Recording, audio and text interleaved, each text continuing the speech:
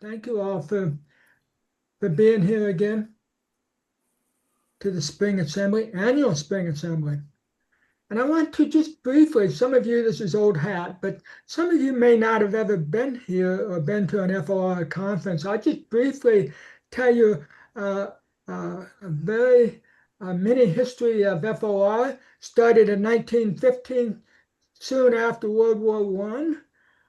And a couple of a minister, I may stand corrected about this, but a minister from England and another pastor from, as I recall, Germany. They knew each other, acquaintances. Anyway, they got together and then they said this is a travesty, that fighting enemies of so-called enemies of fighting each other. Let's see if we can reconcile this. Anyway, started in 1915, and from there the FORs continued and have done a lot of work with conscience objectors and civil rights later on, and oh my goodness, just going on and on up into the Cold War. There was a U.S. USSR at that time reconciliation get together in the Soviet Union, and continued on, and to this day. So. Anyway, that's more than you probably wanted to hear. But the WWFOR started in the 60s, and we continue. I think the office began sometime in the 70s. There we are. So today we're honored, very much honored, to have several presenters. One is Dr. Carl Rieken, who will speak on conscientious objection and at the intersection of medicine and war. Una Foster Bell will present on intuitive activism, maintaining perspective in chaos. So important these days, I think. And Jim Janko will share his perspective on opposing militarism by addressing climate change and honoring the earth. Again, blending the two in terms of nuclear militarism and climate change. Additionally, 3 of our MYPF Peace Fellow trainees in nonviolence will present, and one 2015 graduate of the same program will speak to us. Bruce Pruitt-Ham will later introduce these folks.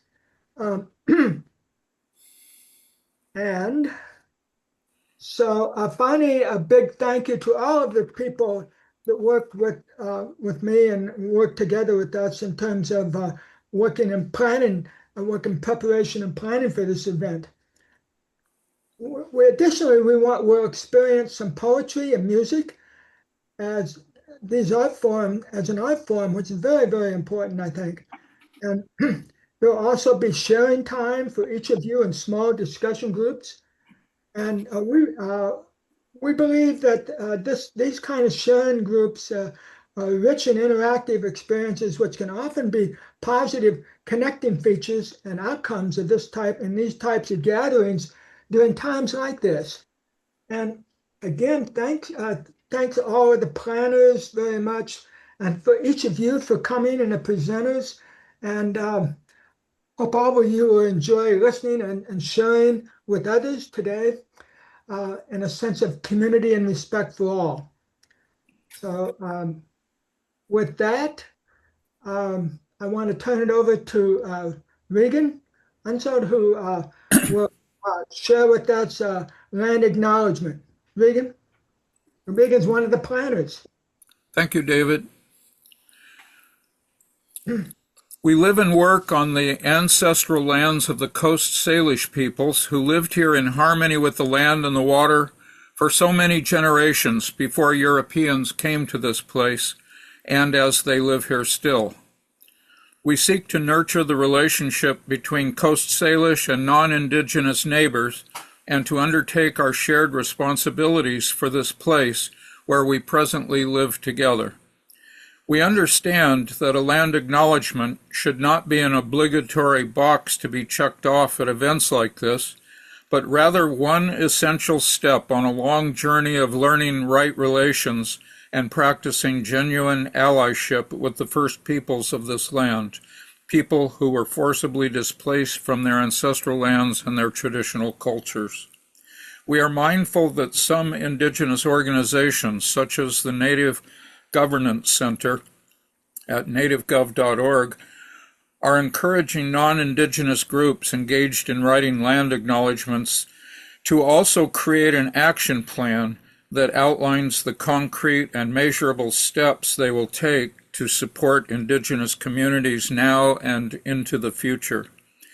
Without some sort of action plan, the Native Governance Center cautions, a land acknowledgement can come across as simply another form of optical allyship. With this in mind, we are inviting supporters of WWFOR to consider volunteering to support the upcoming 2026 Nisqually Canoe Journey. Organizers of this event are seeking volunteers to help make potlatch gifts between now and the arrival of the canoe families in late July, and to help with logistics during the event itself. We are posting links to the Native Governance Center and the Nisqually Canoe Journey in the chat, and also in the resources page for this assembly that can be accessed on the Spring Assembly webpage. Finally, it is important that we are also mindful of the ongoing forcible displacement today by contemporary settler movements with U.S. complicity of long-established people from their ancestral lands in such areas as the Brazilian Amazon basin and Palestinian lands in the West Bank, East Jerusalem, and Gaza. Thank you for joining us today for this Spring Assembly, Confronting Militarism at Home and Abroad. Thank you, Reagan. Now I'd like to begin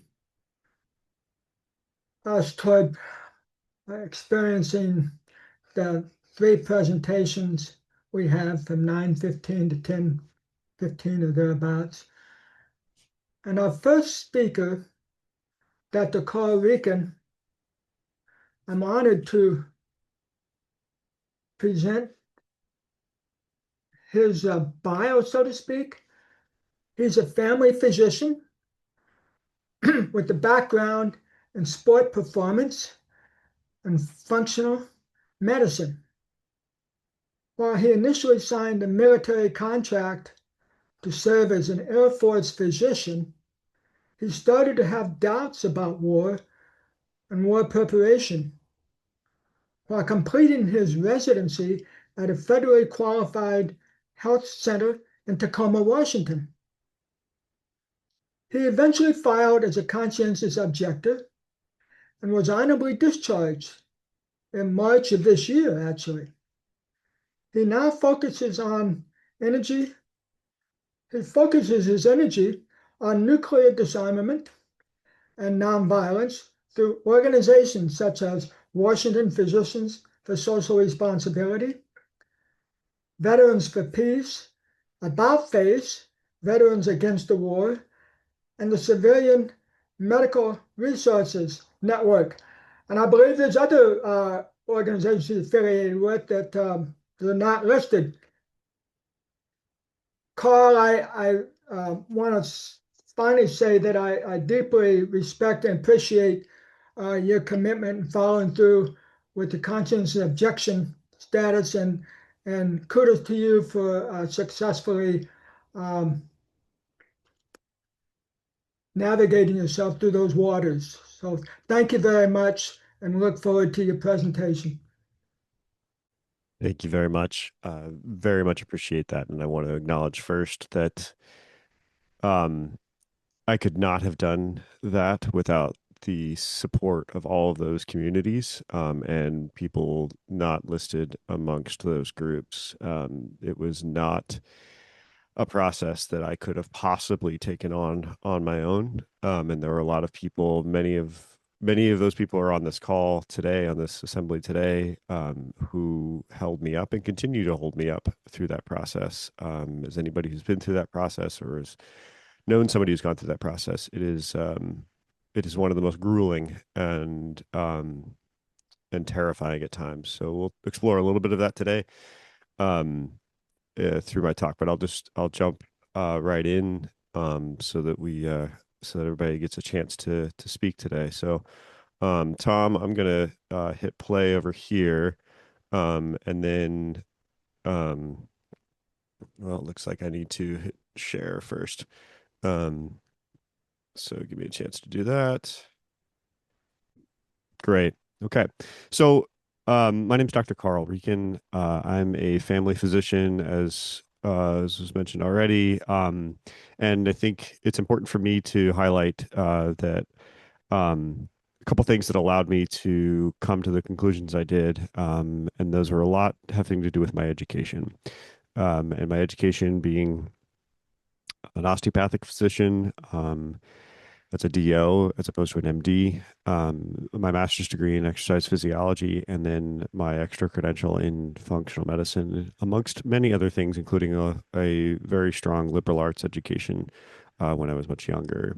So we're going to talk about the intersection that exists between militarism and medicine, specifically through the lens of conscientious objection.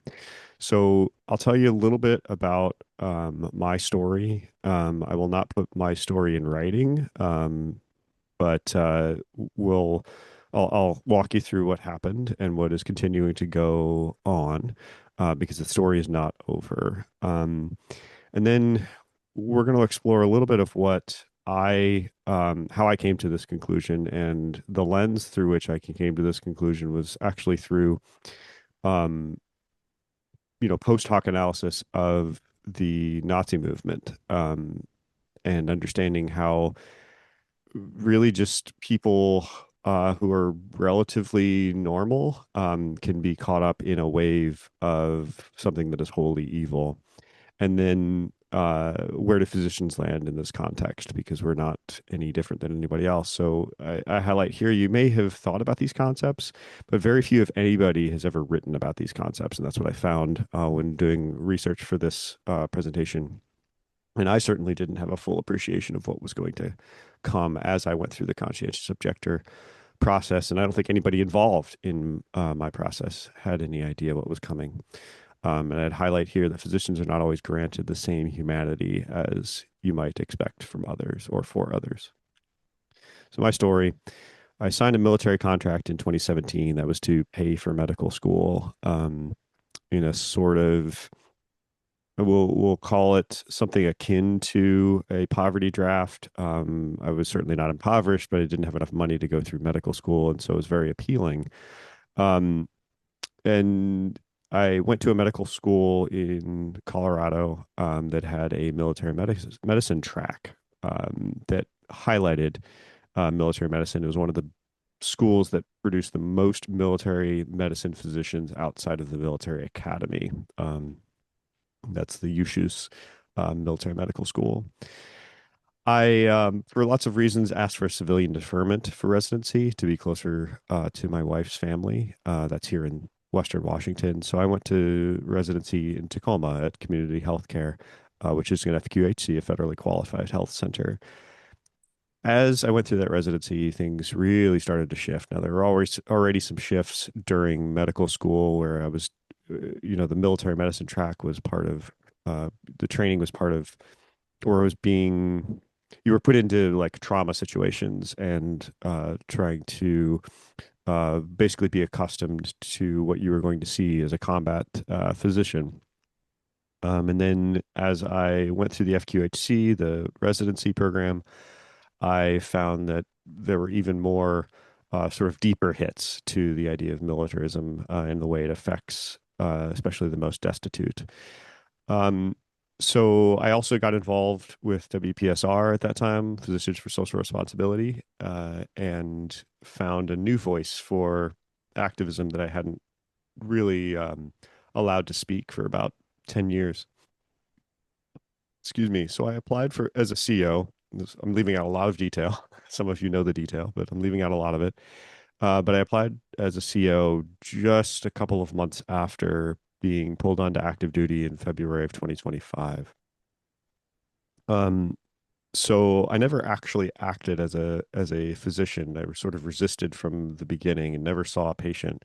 Um, But I did apply to become a physician and to see patients within the military system because one, I was losing skill. This process took over a year, and two, I thought there were ways that I could see non-combatants, so non-active duty, non-soldier, right? So people who are dependents or retirees. Unfortunately, that was interpreted by the military as me refusing care to people based on an affiliation that had nothing to do with their medical records, meaning that I was refusing care to active duty patients.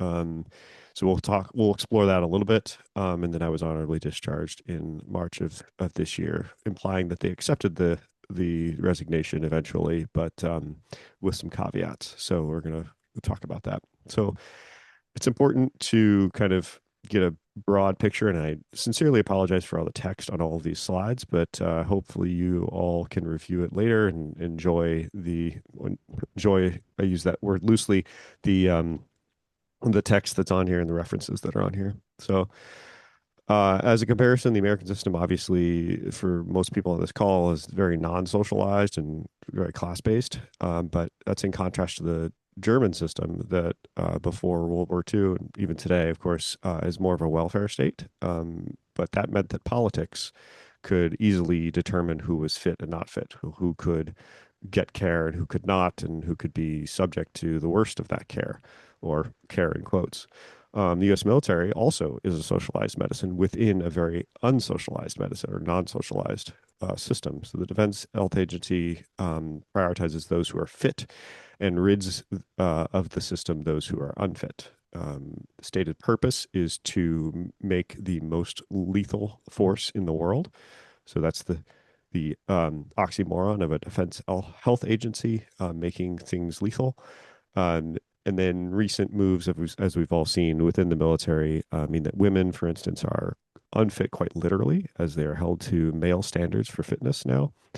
And then with the questions that come out of that, what does it mean to be fit to be lethal? And if a physician has sworn to do no harm, then how can they be a part of a medical system with that above goal? So I'm not going to provide answers to all these questions. I cannot. I will provide where I landed. But these are questions that are that the anti-war movement, the nonviolent movement, has to wrestle with because they're not clear and foregone conclusions. Okay, so there's going to be excerpts from research that I found that explored some of the ethics of the Nazi era, and I'll highlight here. We can't assume that we are any better than those in the past. We are just as human as anyone else. And this came from my reading the book The Nazi Doctors by Robert J. Lifton. I read that in 2024, after I picked it up in Auschwitz when my wife and I were touring the camp in 2016. And it taught me that we all have the capacity for evil, and we have to actively choose whether we feed the good or the evil side of ourselves. Um, and I'd highlight here what I discovered in my research is that the Nazi, or I should say, Third Reich physician, Dr. Rudolf Ramm, actually wrote one of the seminal books on ethics. That was the first book taught on ethics in medical schools in the world. So we lean on the pre-World War II Third Reich German physician medical school teaching to guide our current thinking about ethics, which is mind-blowing, of course, but actually not, because Germany is where doctorate programs started. That's where the rigors of medical school started. It was the system that we've westernized and taken to every part of our world. And there was a juxtaposition there, and it's a juxtaposition, not an oxymoron. And that's that there's constant emphasis on conscience within the ethics. And I'd highlight here that it's very easy for doctors to be taken in by scientific and biological, even if those things are not wholly true, right? The eugenics movement of Germany and of the United States which was arguably worse at eugenics, or better, depending on how you look at it, was very appealing to doctors, and especially doctors of the Nazi era who were thinking of the nation as sick, especially after World War One, and needed to be rid of the disease of poor genes, of poor um, of poor biology.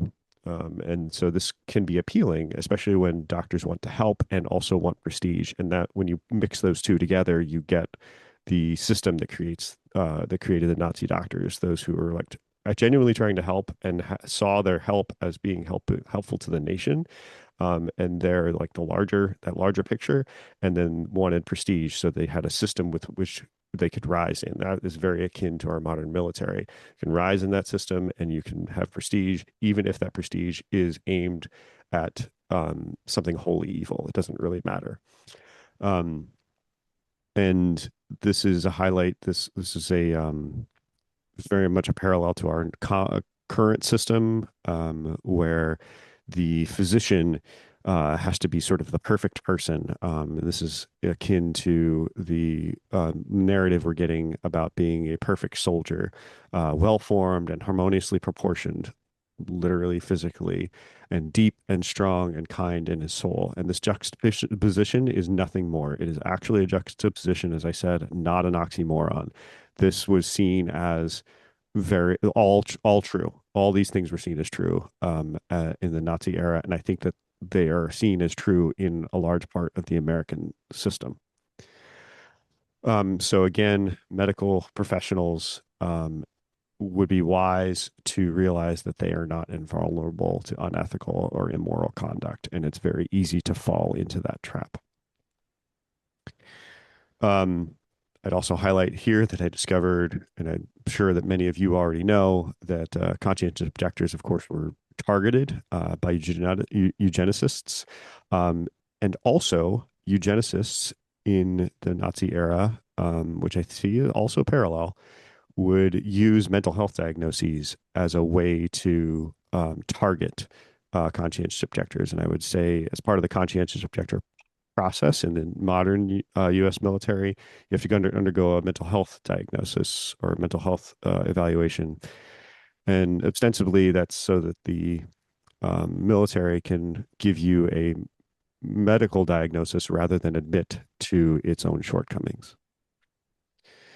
There were resistance movements, of course. I want to acknowledge those within the Nazi system, within the medical world in the Nazi system. One of them was the WWFOR, which was a nonviolent opposition group founded by 5 medical students who were quickly executed when found out.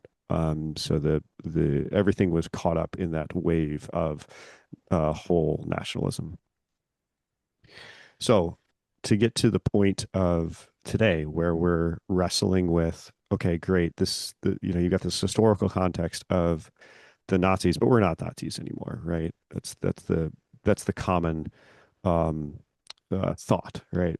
But there's this exploration that hasn't been done, and that's that we have these two separate ideas of conscientious objection within the medical system, which came about as a reaction to Roe versus Wade and the legalization of abortion, and the conscientious objection within the military system, which has been around for a lot longer. And never have I seen in writing, and maybe somebody on this call can help me see writings that I haven't seen, have those been merged to look at what it looks like from a physician's perspective, a physician who conscientiously objects to militarism, and then is therefore refusing care in some way. So it carries conscientious objection with the medical system carries high risk often to the patient, because we're talking about things like termination of pregnancy, giving blood products, end of life decisions, emergency care, things like that. But conscientious objection within the military system carries, you're talking about objection to all war. So physicians are at a juncture. Their ethics determine that all patients must be treated. And that is true. All patients must be treated no matter what side they're on. But what if they determine, as was part of my argument, that rendering care within the military system increases the patient's chance of harm, which is combat, or ability to cause harm? and therefore they, the physician, cannot reasonably render that care. Does that mean that the physician is acting in a patriarchal way, which we find objectionable here in America, especially if we assume that the service member willingly chose their profession? Right. So, should I be obligated to refer to someone who will clear a service member to serve in the military if I do not believe serving in the military is healthy for the patient or the recipient? And am I complicit then in the furtherance of war or war preparation if I carry out the will of the patient? From the American Medical Association Code of Ethics, physicians are held to a standard where they must subordinate their self-interest and personal beliefs to patients for patients' well-being. This is really, to read between the lines, this is about providing abortion. But there are exceptions that are reserved for cases in which there are substantial risks of permanent injury or death, right? And that's could be interpreted as permanent injury or death to the provider or perhaps to the patient. And so this is actually very unclear. So this is an excerpt um, from Plato, who argues actually against what we say today about, he argues for the paternalization of medicine, and that our job as physicians is to prioritize life and health and not the patient. And so therefore the physician must be looking for inconsistencies in the patient and figure out um, how to make them do what they need to for better health. So where does the physician conscientious objector belong? In a gray area is the answer. This comes from a Catholic journal, which I found actually most supportive of being a physician conscientious objector in the military, even though they did not say anything about being a physician conscientious objector in the military. But their argument is a physician should be able to be a conscientious objector, of course, to providing abortion care or providing, doing stem cell therapies, things like that. So it is important to recognize that those who have a conscientious objection to a particular intervention are not refusing to treat the patient, which is what the military was arguing that I was saying. CO, conscientious objection, is a critical legal and moral right that allows persons to act accordingly to conscience when they sincerely are opposed to what is an unjust war or an unjust ruling. This is in the military context. Reducing the concept of mere refusal denies the importance of the underlying moral commitment and weakens the principle to one of simple willingness to engage in a particular practice without attention to how that affects the physician who objects to a course of care. So what I'd like to highlight here is that what the conscientious objector process came down to me, what this came down to me for me was that I could not see my hands or literal or figurative extension of my hands being used for lethality. But even that is too simple of a statement. The reasons for my becoming a conscientious objector also grew out of decades of education and experience that at every juncture proved to me there was more to the story than the hero versus villain trope would suggest. War never makes humans healthier, and if my objective is human health, then I cannot participate in war, especially as a physician. So I'll close this portion, and then if there's time for questions now or later, we will facilitate those. But wanted to keep to my 20 minutes. So I'll close with this quote that has become very powerful to me, and I take the quote as it. George Bernanos was in the Spanish Civil War, so he was advocating actually for fighting back with violence. But I see these words as very powerful in a nonviolent way also. So I'll read them verbatim. I have thought for a long time now that if someday the increasing efficiency for the technique of destruction finally causes our species to disappear from the earth, it will not be cruelty that will be responsible for our extinction, and still less, of course, the indignation that cruelty awakens, and the reprisals and vengeance that it brings upon itself, but the docility, the lack of responsibility of the modern man, his base, subservient acceptance of every common decree. The horrors that we have seen, the still greater horrors that we shall presently see, are not signs that rebels, insubordinate, untamable men are increasing in number throughout the world, but rather that there is a constant increase in the number of obedient, docile men. And I see this talk today as a group of non-obedient, non-docile people who are hoping or leading with hope to resist those small number, that minority who is the irresponsible.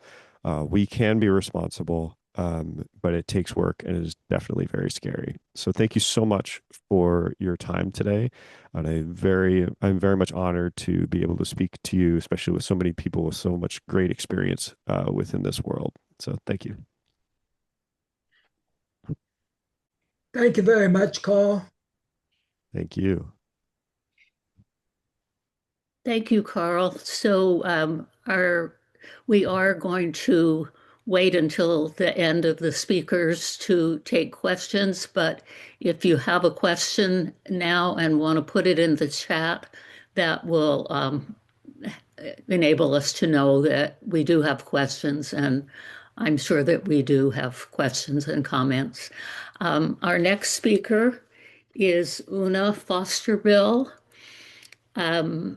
I'm Jean Gant Delastrada. I work with Olympia FOR and met Una first when she joined us to work with the Poor People's Campaign. I believe that was in 2023. She is a student at Evergreen College and since then has become Mike Yarrow Peace Fellow and has done that for a couple of years. She's done an amazing number of things at Evergreen in terms of leadership of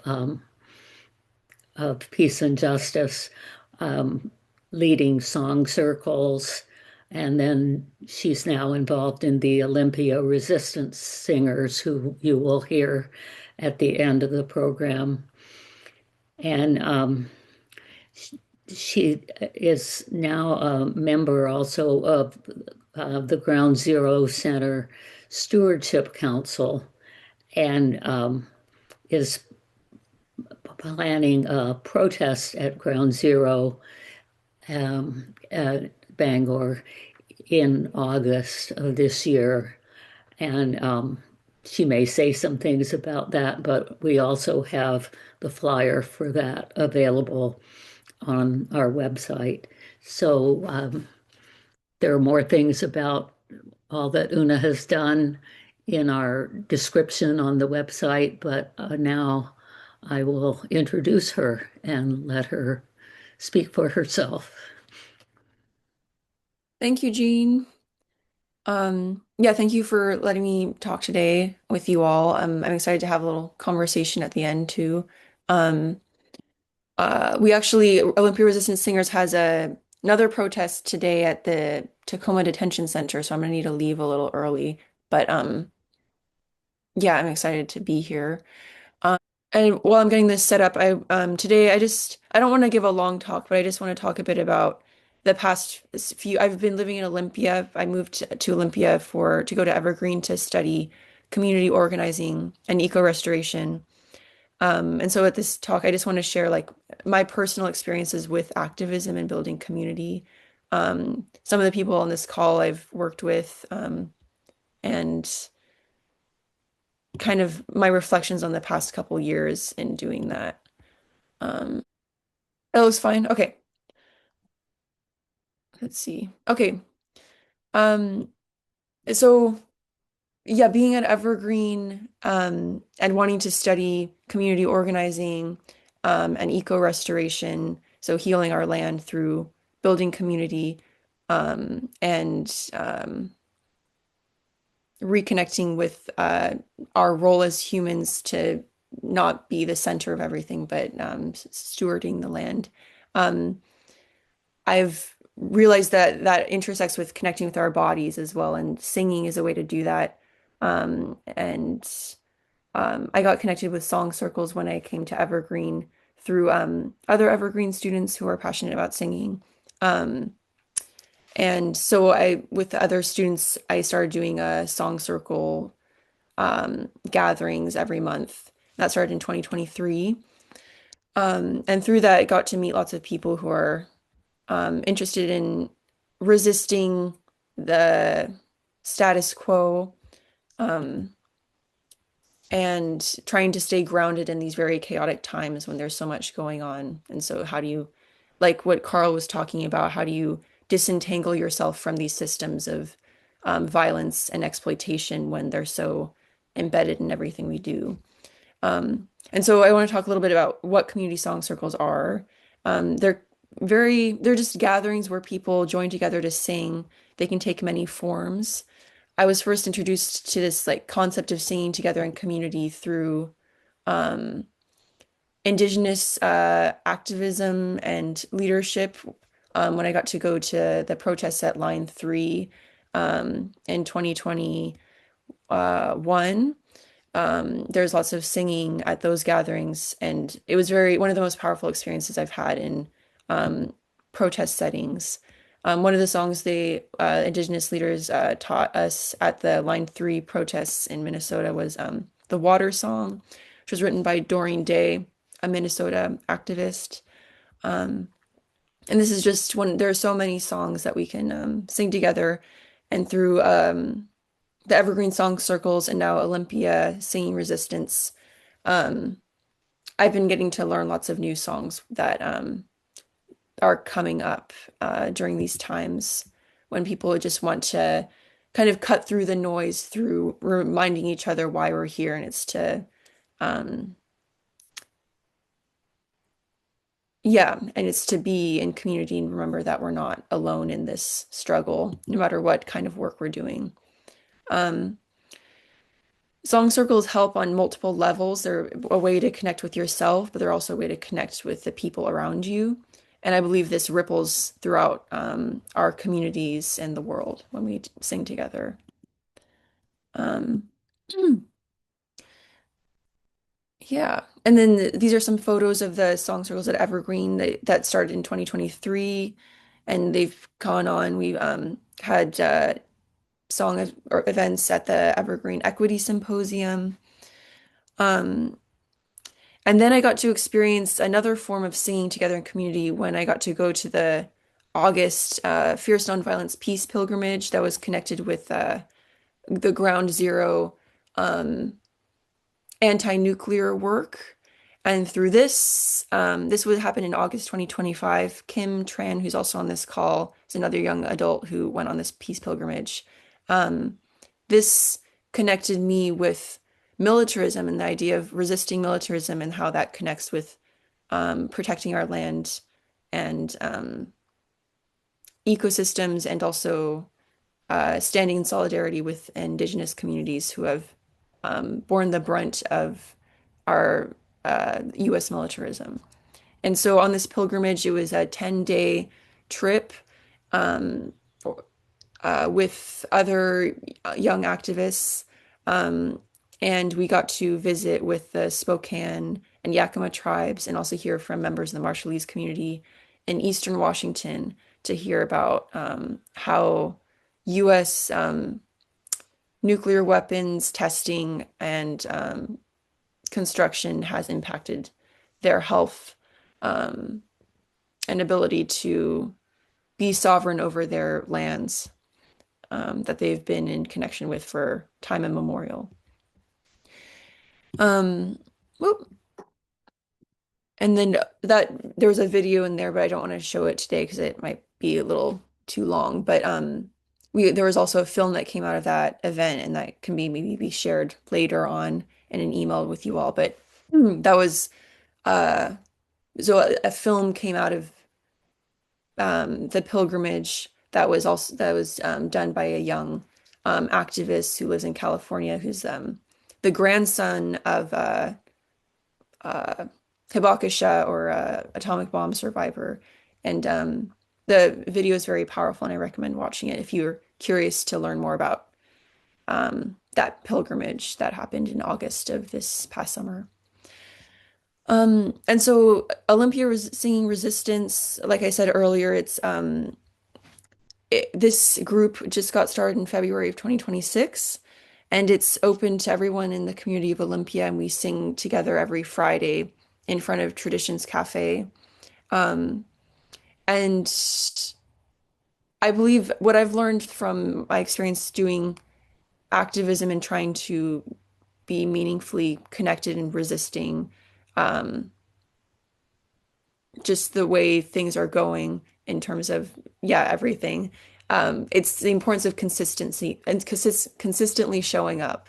And so finding however you can consistently show up, that's what matters because that's how you build trust with people and community and making sure it feels meaningful. So if and for me, like what enlivens me is making art and being creative with people. And so having a way to consistently do that um, is powerful.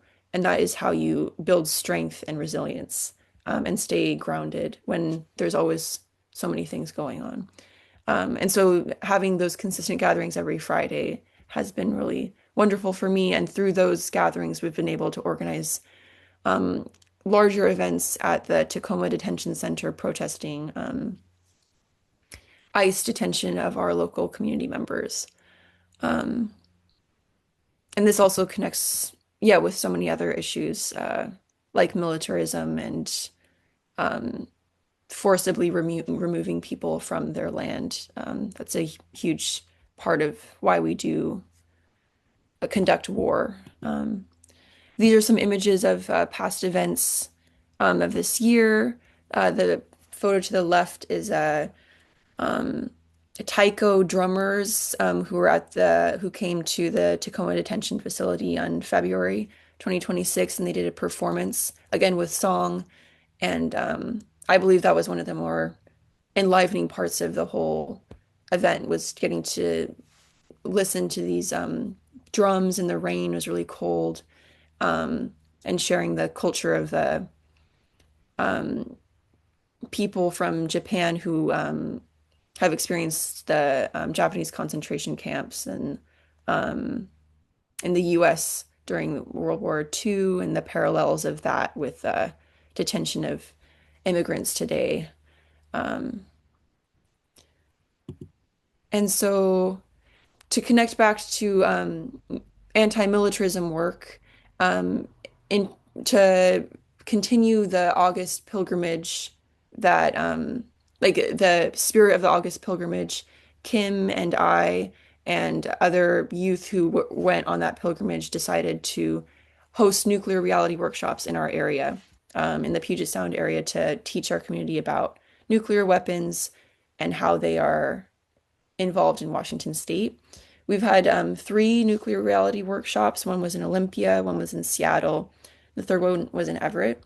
And the goal of the workshops is to, again, educate our community and then also to recruit people to come to our August mass gathering that's going to be happening August 8th through 9th. We're going to have the gathering at Ground Zero, and it will be kind of a camp out, community building workshop weekend.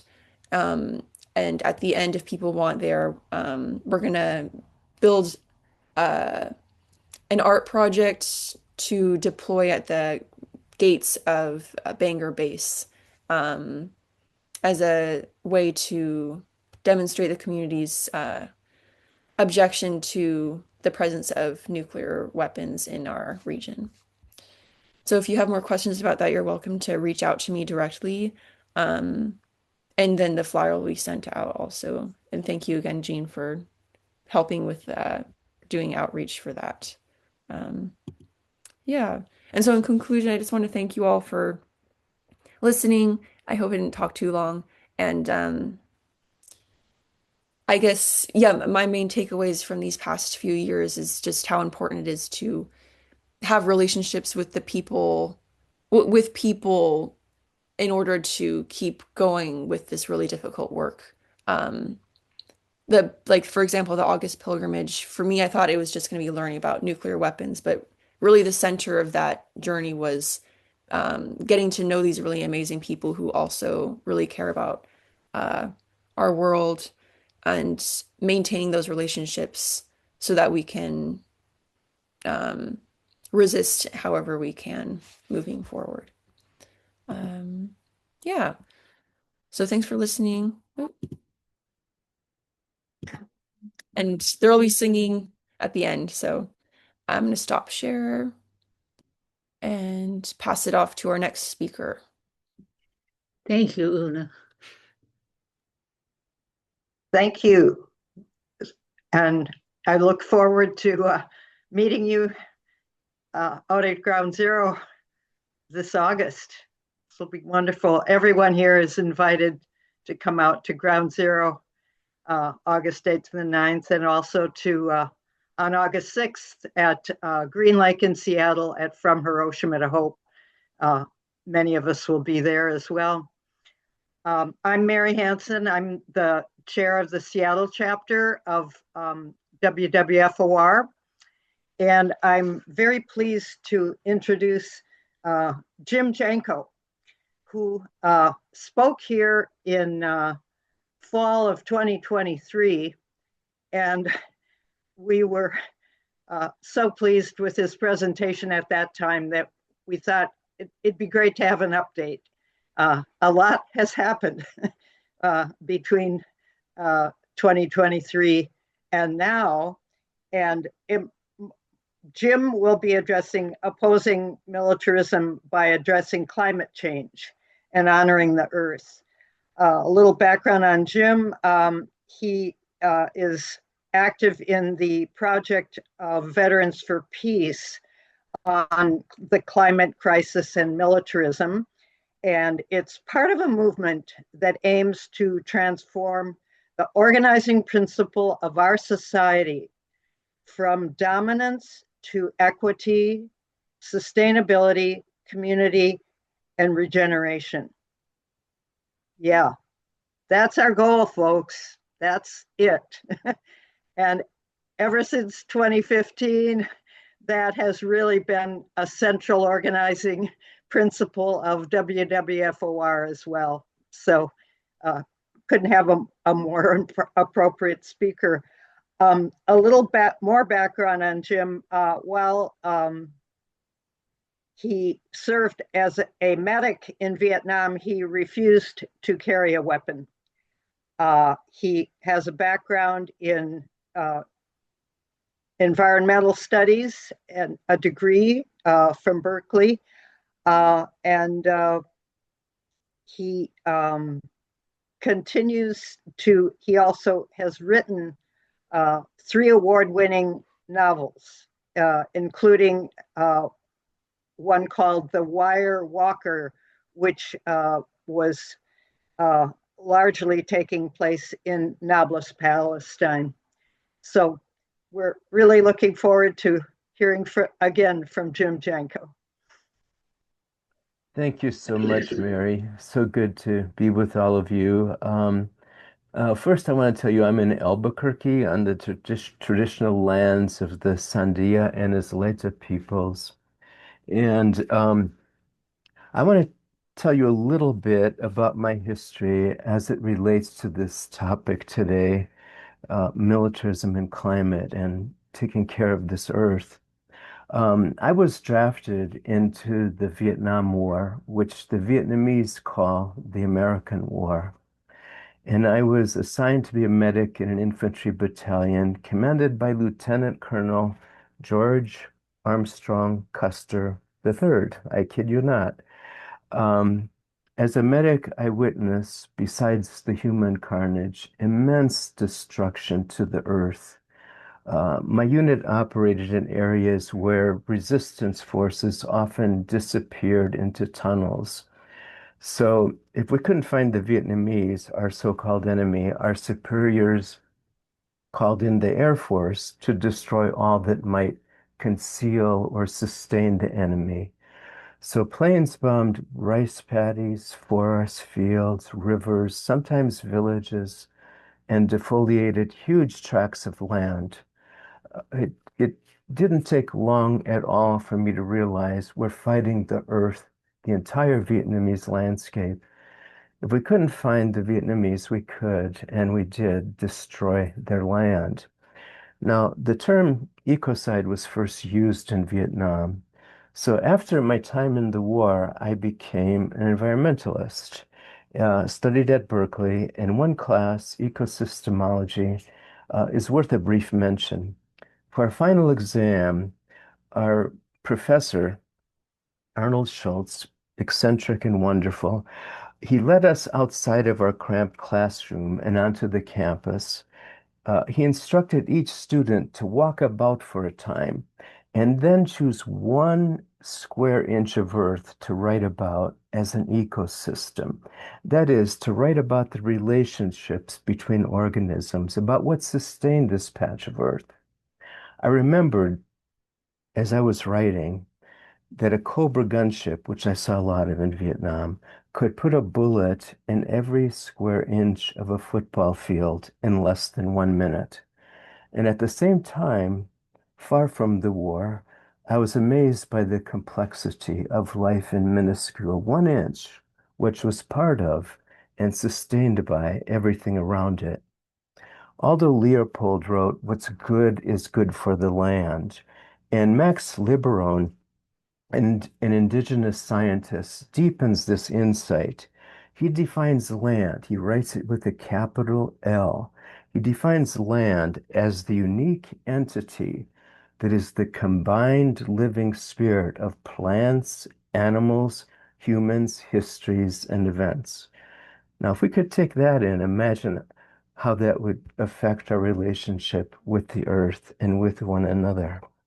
So let me go to the slides now. Let me share my screen.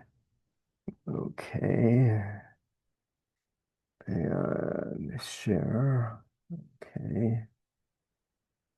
Yeah, let's see. Okay, you should now be able to see the slides here. So Veterans for Peace is over 40 years old now. And our mission is to increase awareness of the total cost of war to civilians, soldiers, and the earth, to reduce and eventually eliminate nuclear weapons and abolish war as an instrument of foreign policy. Now, the Climate Crisis Militarism Project is about 7 years old, and our mission is to reveal how militarism and the industry of war exacerbate the climate crisis and waste our country's wealth and resources.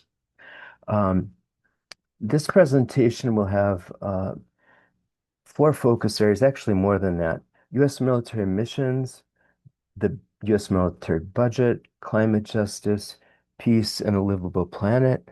I will also talk about Gaza. I was in Palestine twice, most recently a year ago, and I'll talk a little bit about Iran too, and Ukraine. Now, you're going to get a lot of information in the next 15 minutes, but there are 3 key points.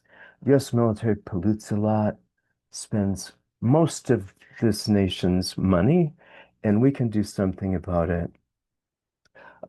Focus on the left side of the screen first while I give you a brief history of the U.S. military's reliance on fossil fuels. In December of 1907, President Teddy Roosevelt's Great White Fleet, that's what it was called, 16 battleships painted white and bristling with guns, left Hampton Roads, Virginia, to begin a 14-month circumnavigation of the globe to demonstrate the might of the U.S. Navy. These were coal-fired ships that required refueling at ports across the world. In 1913, the Navy transitioned to oil, and the U.S. military has maintained access to fossil fuel supplies ever since, especially in the last 4 decades. On the right of the screen, a far more recent photograph. These are U.S. ships in the Gulf of Oman. I want to give you a glimpse of the U.S. military's global reach. We have 800 bases, and Almost all of them are strategically located to protect access to the world's oil supply. Notice, for example, the cluster of bases in the Middle East. Now, the US military is the largest institutional consumer of oil and emitter of CO2 on the planet, in large part because we have the largest aircraft fleet in the world. Featured here, the B-52, with its engines, this plane burns through 50 gallons of fuel in 1 minute. 1 minute, 50 gallons. But I want to talk briefly about why these emissions are created to begin with. Why do we have these planes? And to explain, I will quote General David Petraeus, who said, "Energy is the lifeblood of our warfighting capabilities." Let me give you that again. Energy is the lifeblood of our warfighting capabilities. Well, the lifeblood of war is fossil fuels, that which is driving the climate crisis. The United States spends about 81 billion a year guarding the world's oil supply. That's billion, not million. This plane is the F-35, a photograph outside Truex Air Force Base near Madison. We sometimes get these planes here in Albuquerque, where I am.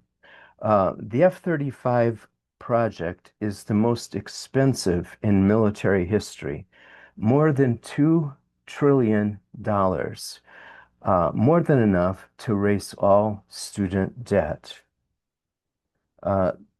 This plane has been plagued by cost overruns and numerous tech problems. In Albuquerque, 2 years ago, an F-35 crashed on University Boulevard. This is a main artery through Albuquerque. It's amazing no one got killed. The pilot ejected, was seriously injured, but survived, and there were a few minor injuries. The price tag on this particular plane, $109 million. As for the climate impact of the F-35, this plane needs almost 2.4 gallons of fuel to fly 1 mile, just 1 mile. Its top speed is 1,999 miles per hour. President Eisenhower, in 1961, in his farewell address to the nation, coined the term military-industrial complex. I quote, "We must guard against the acquisition of unwarranted influence by the military-industrial complex. The potential for the disastrous rise of misplaced power exists and will persist."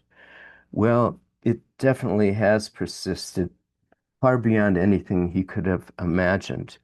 Right here, we're looking at the military budgets of the 15 largest militaries in 2024. And now, for 2027, Trump is asking for 1.5 trillion. I want to emphasize that the Pentagon has never passed an audit, has never been held accountable. Now, of course, climate change is a global problem, but most of the world recognizes that it was caused by wealthy polluters, especially the United States, and they expect us to meet those responsibilities. Now, greenhouse gas emissions accumulate in the atmosphere for many years, sometimes centuries, even millennia. The United States is responsible for about 1/4 of historic greenhouse gas emissions, historic meaning since the Industrial Revolution. Now, climate change is affecting every corner of the world, but poor people in the global South, those who have done the least to cause the problem, are seeing the worst of it. The United Nations has a Green Climate Fund, which aims to help the most climate vulnerable countries. Biden, in his years in office, promised 11.4 billion a year. He delivered only on 2 billion. And now with Trump, there's nothing, zero, to help the most climate vulnerable countries. I want to bring to your attention a book that Greta Thunberg, young climate activist, also activist trying to stop the genocide in Gaza, um, edited the climate book, and an important book. And I want to give you this quote by Amitav Ghosh, a wonderful writer. Global leaders may speak a certain language during international negotiations, but when we examine what they are actually doing, it would seem that their actions are indeed driven by a will to power. That perhaps is why affluent nations felt able to contribute only 10 billion to a fund to help countries which are exceptionally vulnerable, but had no difficulty in increasing their defense spending by 1 trillion. This suggests that, contrary to what global leaders may say publicly, many of them are in fact preparing for a future of intensified conflict. So let's look at one of those conflicts, Gaza. Remember this, the killing, the genocide has been on an industrial scale, and the children of Gaza make up about almost half of the population. Musab Abu Toha, a great poet from Gaza and father of three, wrote, "During an assault, my little daughter was trying to hide from the bombs, and her older brother gave her a thin blanket to hide under." Well, this was one of the planes she was trying to hide from, the F-35, which has seen extensive use in Gaza. One example of many. In July of 2024, three 2,000-pound bombs were dropped on a heavily populated area of Khan Yunis that Israel had designated as a safe zone. The Israel Air Force has confirmed using the F-35 in beast mode. Beast mode.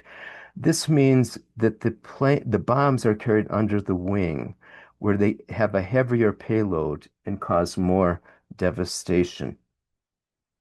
The F-16, another American-made plane, has also seen extensive use in Gaza.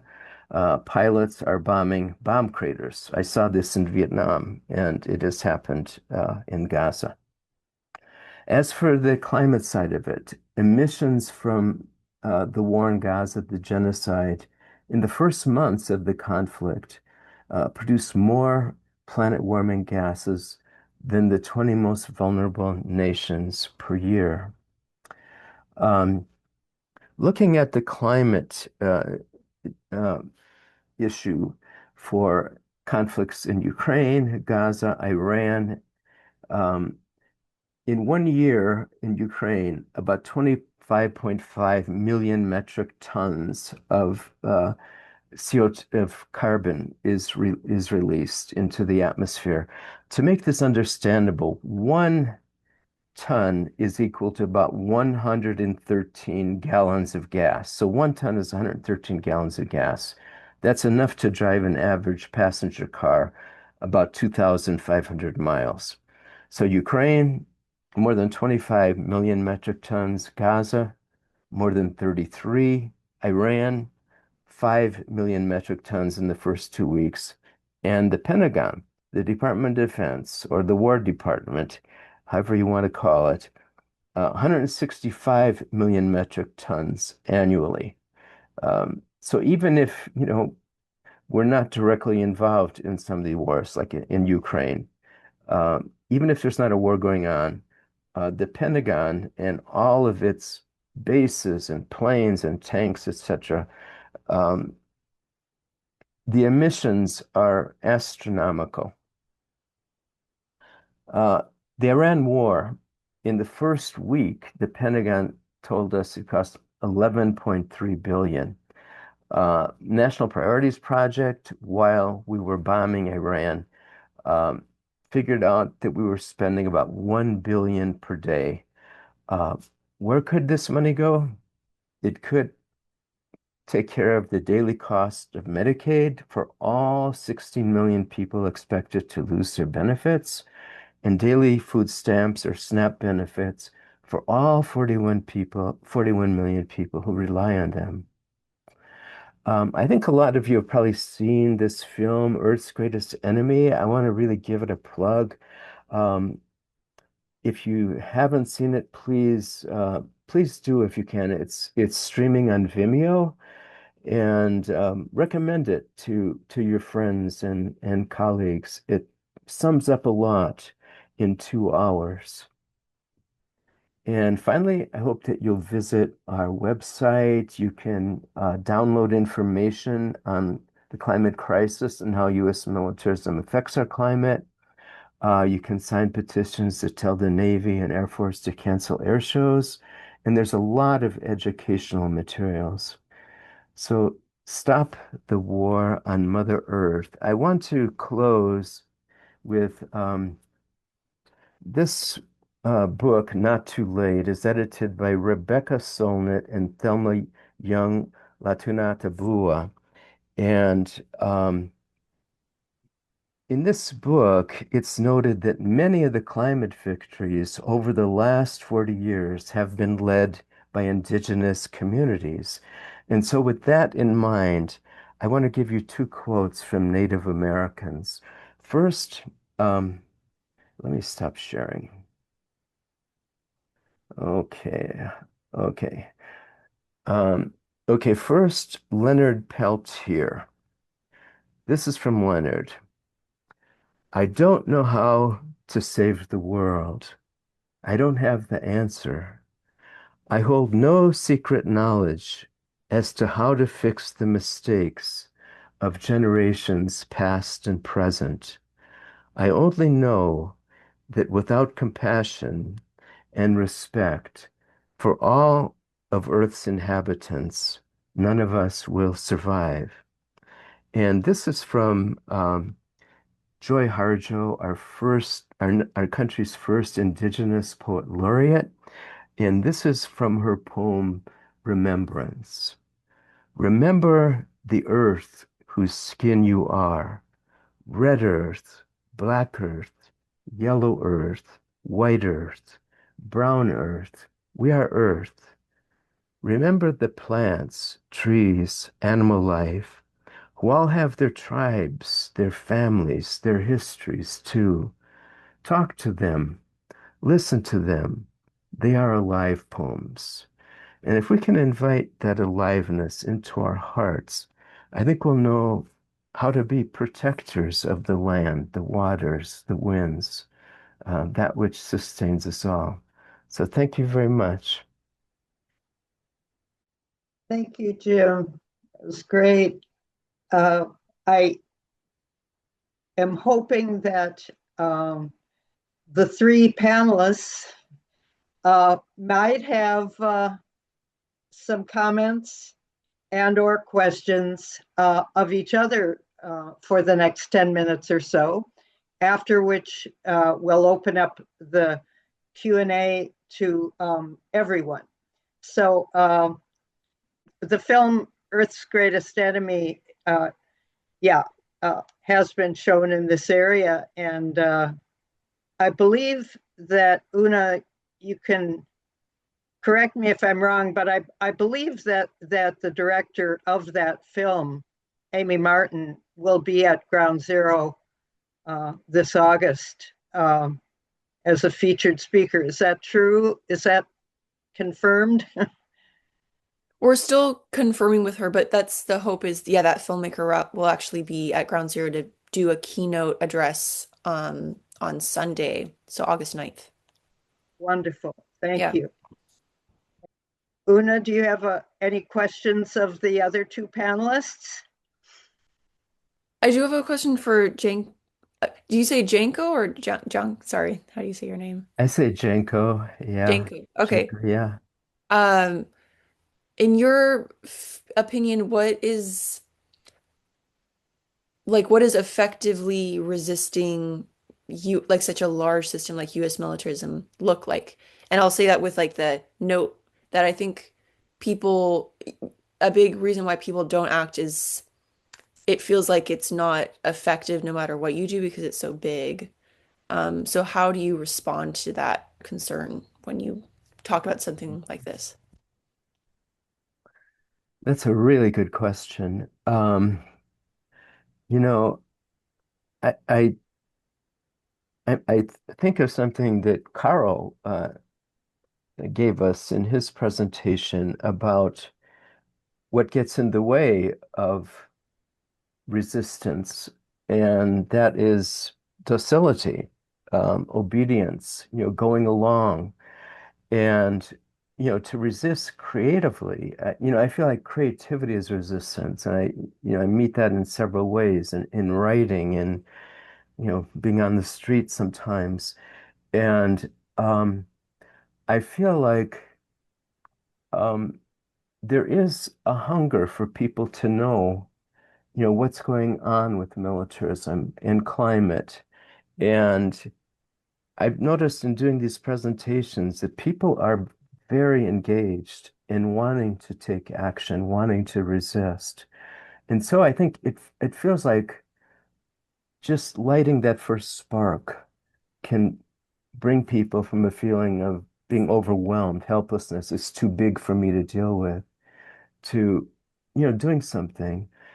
And, there are limits. I'm an almost 77-year-old guy, and I'm doing what I can. But it's, sometimes I feel like in terms of protecting this earth, there are more than 8 billion human beings now on this planet.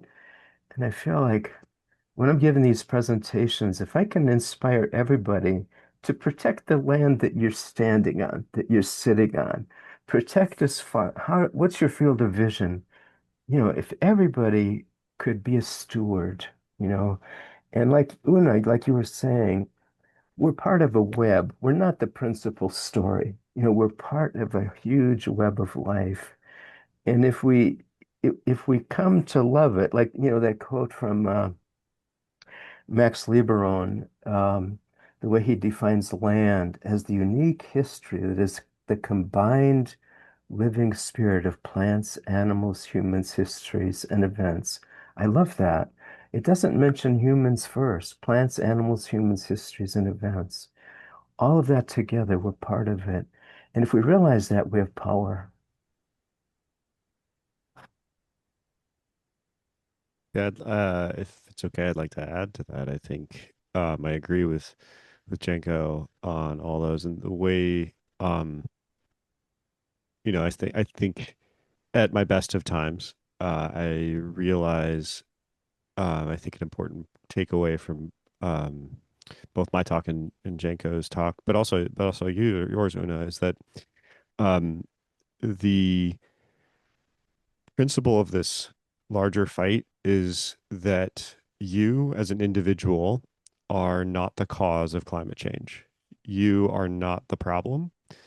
And what that allows me to do, so speaking from my perspective, is I can say myself, okay, yes, I drive a regular fuel vehicle. Yes. Would I love to drive something different? Yes. Or would I love to take public transportation? Yes.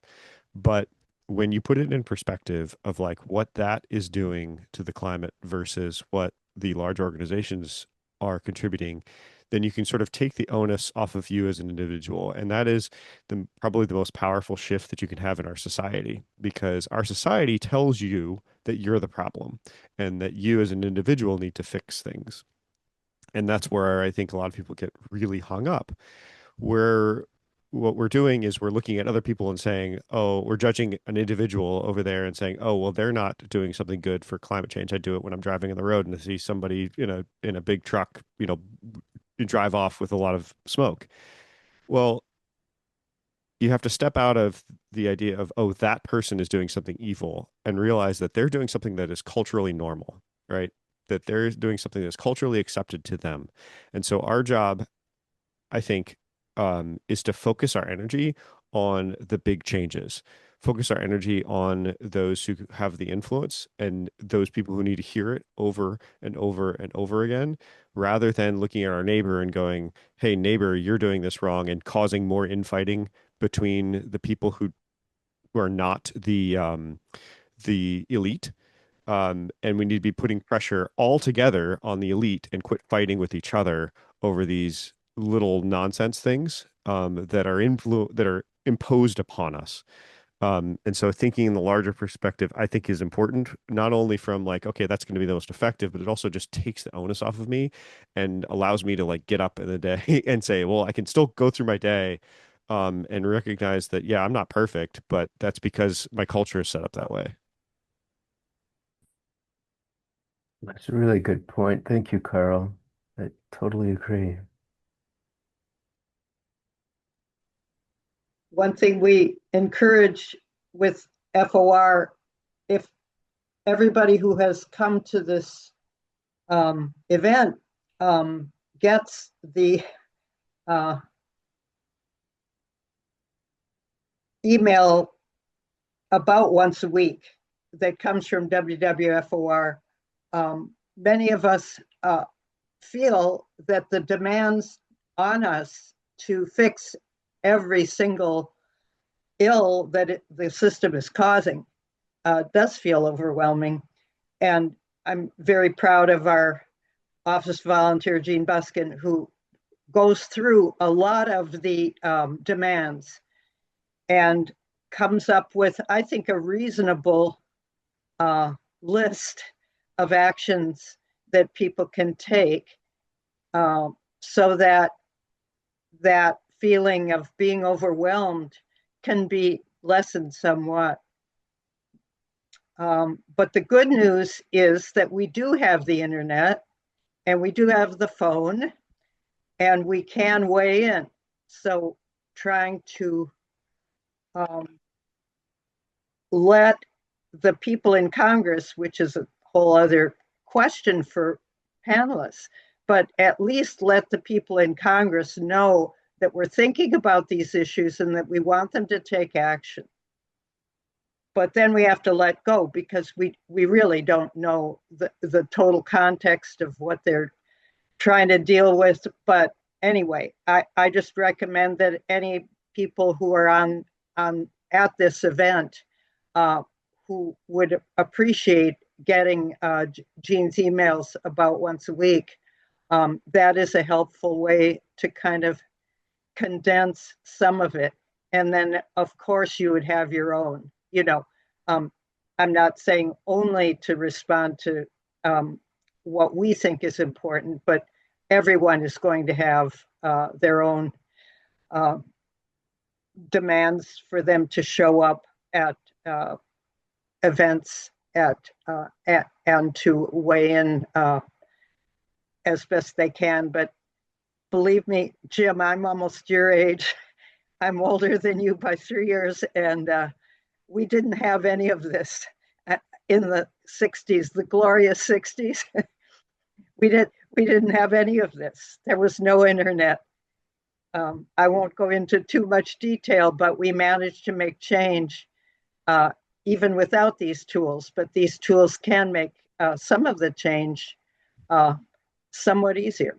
So another question among you, let's see, Carl, did you have any questions for Jim or for Una? Sure, I've got a question for Una. And Una, it's easy for even me at my age, which is, I don't know, somewhere in the middle, to be discouraged, and think, we have this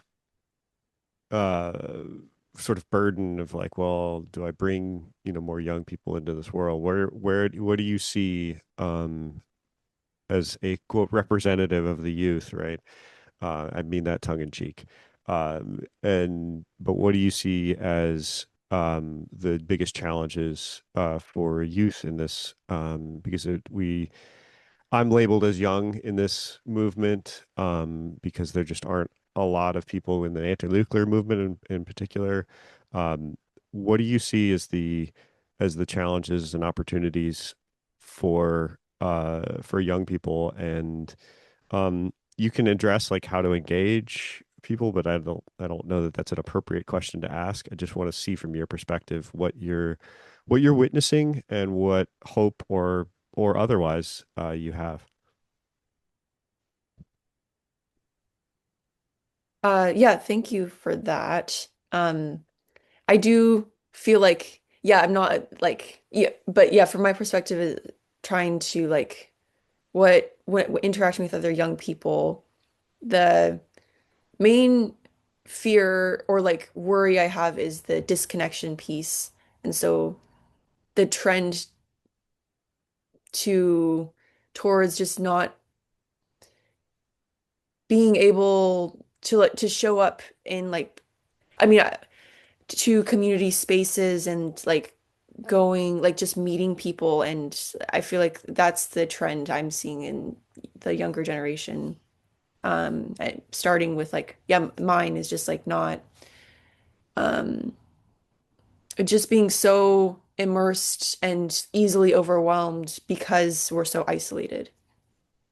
And then the hope I see is that, for example, going on that August pilgrimage with young people, seeing how quickly that can be reversed, because as humans, it's so innately natural for us to want to be in community, that even if we are in a culture that seems to actively be attacking all of those inclinations towards wanting to contribute to something bigger than ourselves, that if we're given the opportunity to do that, I see people like we are able to reverse that really quickly because it's just part of who we are as human beings. So that's my hope is if we just create more spaces where um, all the generations, but especially the younger generations, can just be allowed to um, experience how much richer life is when you are in community and doing things with other people towards like stewarding the land.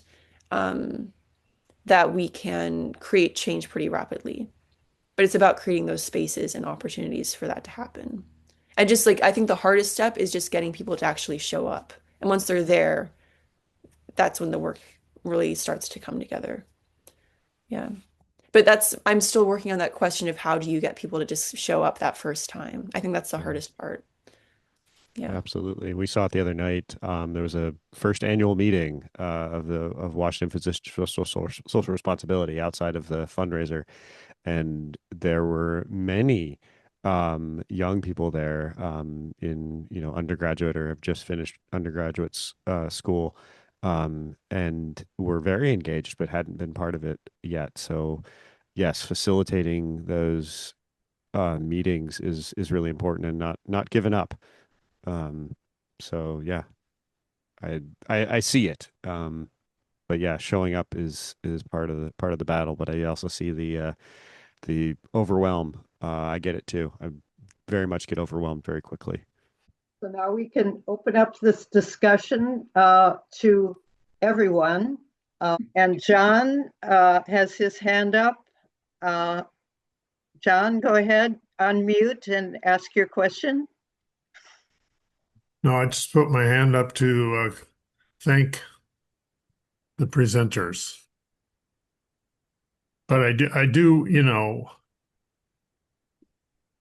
the 60s we had one issue basically was the war in Vietnam, and it was probably the most successful movement I've been involved in because with the help of without the help of the military resistors, it wouldn't have happened. But we basically did stop that war. I don't know. So the powers that be got rid of the draft. But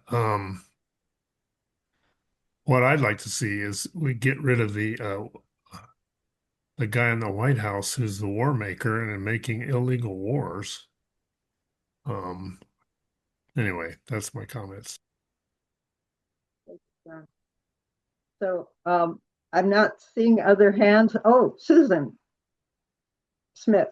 Hi, everyone. Thank you for a wonderful and most inspiring and hopeful discussion of ending militarism at home and abroad.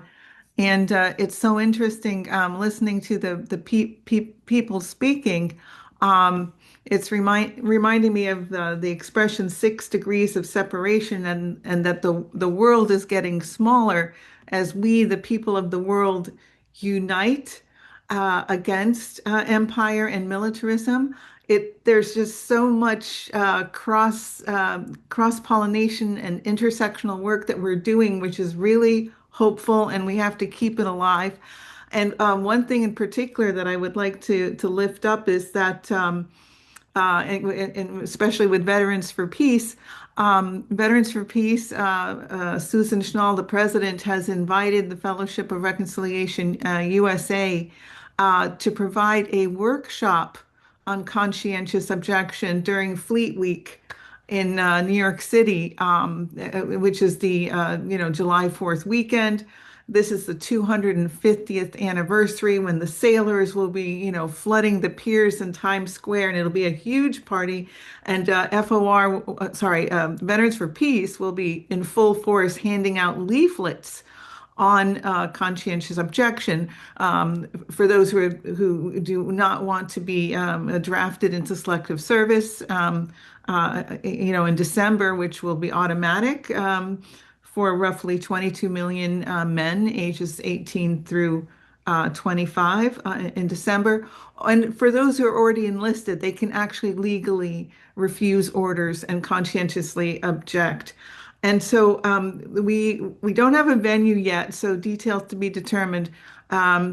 But with FOR, will be providing a PowerPoint presentation and a workshop on conscientious objection, and we've worked together with that with the Center on Conscience and War, and the Mike Preisner and Abby Martin.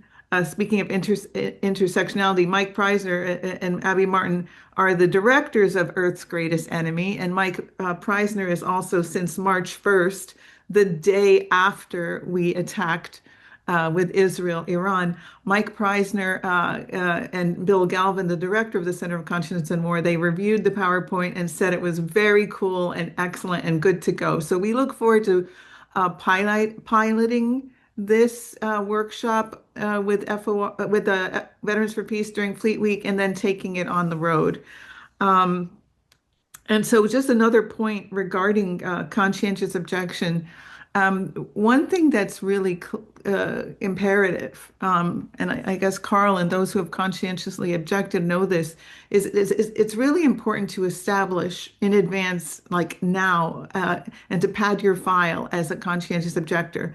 So if and this makes us, as Fellowship of Reconciliation, whether it's Western Washington chapter or national, also organizations like Pax Christi or the Mennonites, you can go online and become a member, and immediately you have established yourself as a conscientious objector by saying that you do not believe in violence, war, or militarism, that you are essentially a pacifist.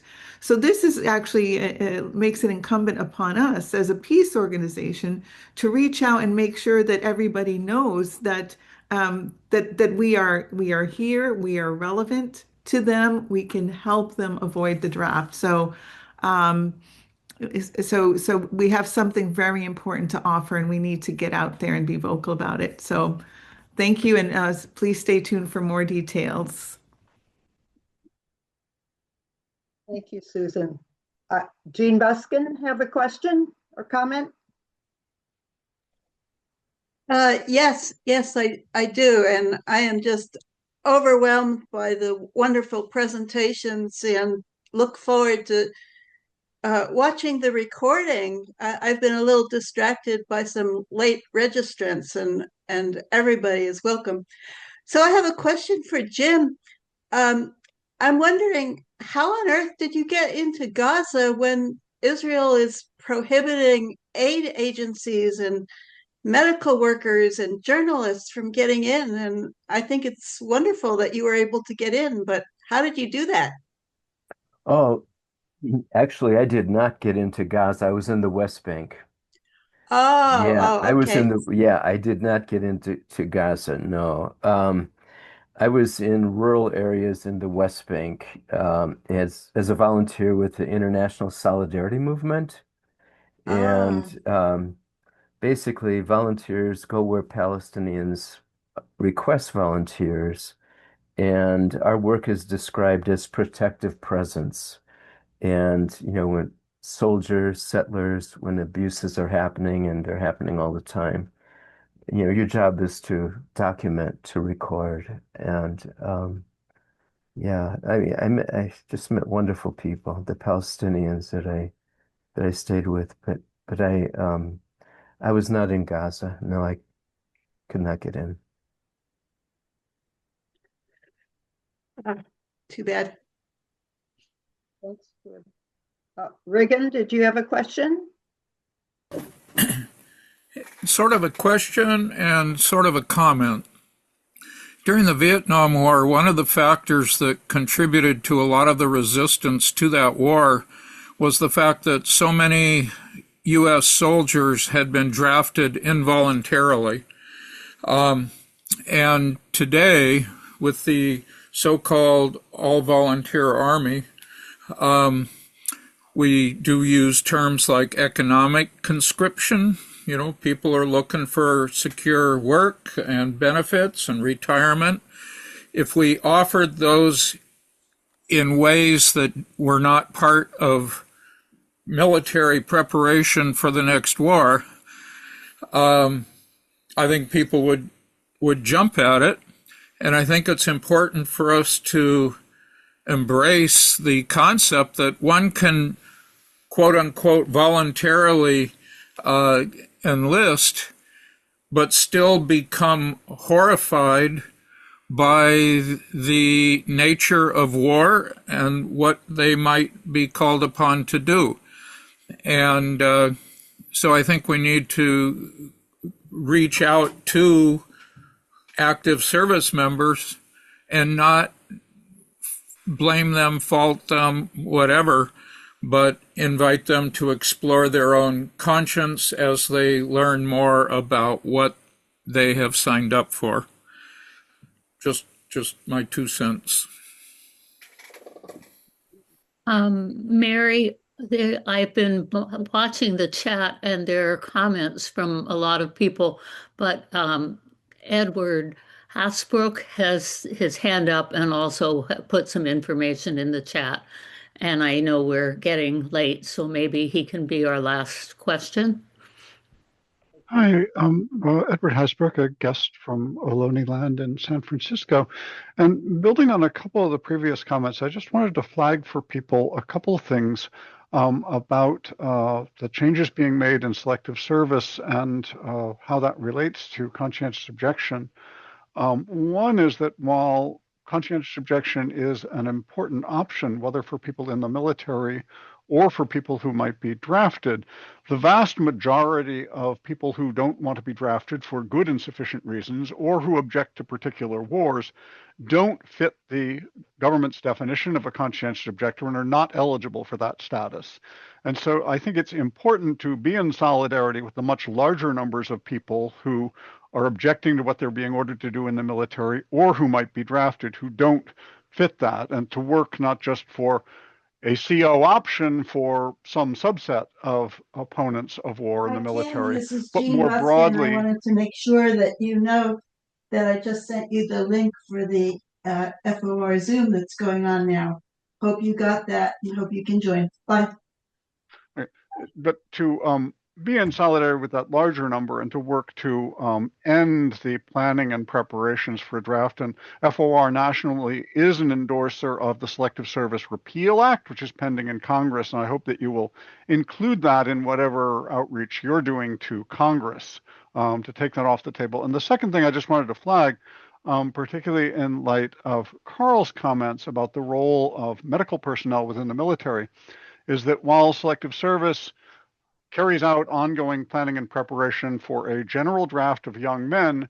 It has also been mandated for decades by Congress to maintain a contingency planning and preparations for a second type of draft, which is a so-called healthcare personnel delivery system to draft men and women in 57 different healthcare professions up to age 45, which is much less well known. And again, the Selective Service Repeal Act would take that threat off the table as well. But at this point, while people are more concerned often about young people being drafted, even Selective Service itself says that the more likely draft to be activated would be the healthcare workers draft. So doctors, nurses, parents of people who are worried about their children, if they're in healthcare professions, they may be more likely to be drafted sooner than their kids are. So some things to raise awareness about that I think people may not have known.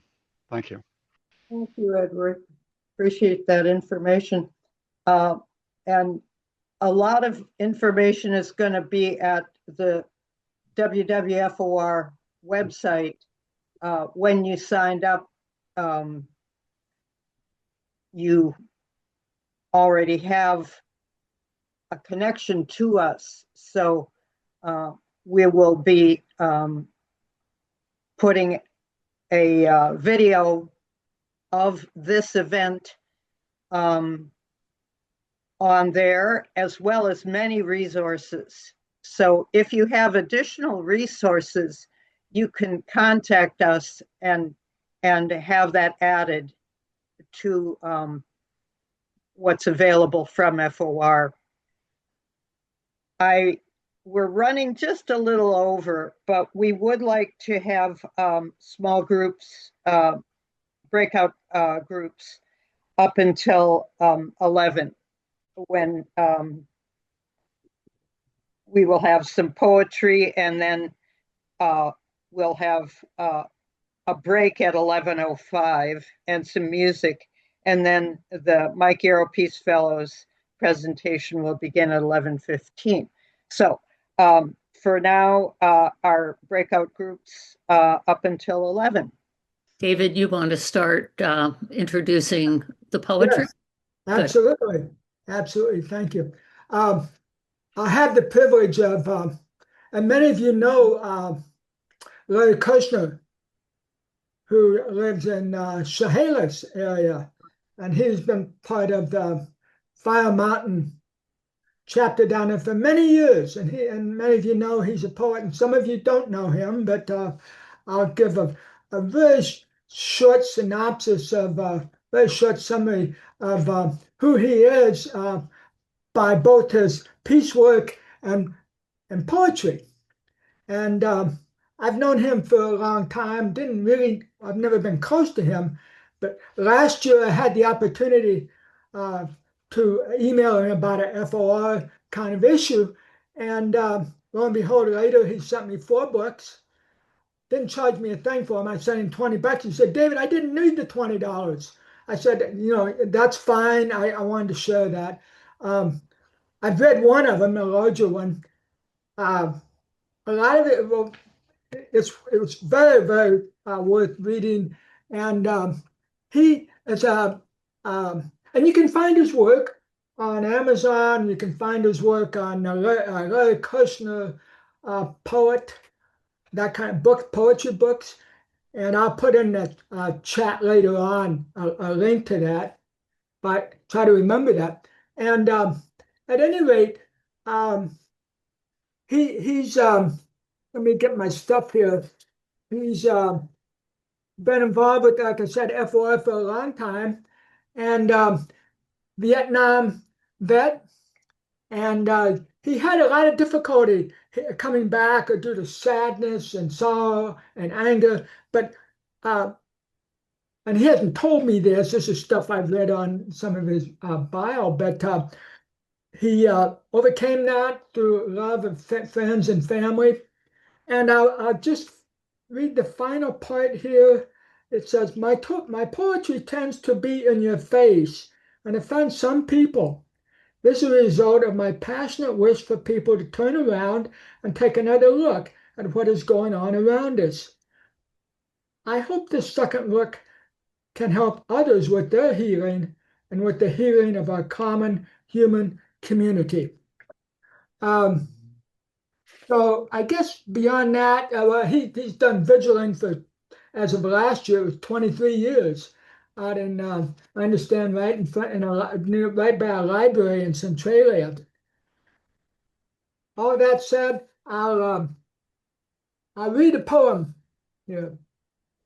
I'm not Larry, I couldn't read it like him, but I do the best. I told him I'm honored to share this stuff with the group in his behalf, but it's eyes that have cried. The UPS driver looks at the empty chicken pen. Each time he delivers a package, but doesn't remember the story he hears with each delivery of how the rats made the chickens more trouble than they were worth. He says, meow, you should get a kitty with his thick Ukrainian accent, and doesn't remember that we have talked about our fluff bucket who hunts insects and had to be rescued from 30 feet up in a tree. He came here 5 years ago and doesn't want to talk about the war back home. I have a couple more poems to read, and I have taken poetry workshops at CBAC with Larry and write some poetry myself, and been involved in a peace poetry project with people in Bellingham. So I am really glad to share some of these. I have 2 poems to share. And I didn't choose some of his most disturbing poetry because to me, getting it connected to us and where we are is more important than the devastation. It's more hopeful. But this one, babies and poppies. In this cleansing, Palestinian poppies have been destroyed, but unlike the children, they may return, standing red, green, white, and black like flags with the warm rain of the next spring. In this Holocaust, a father with sad eyes peers from bags drooping above his moist cheeks.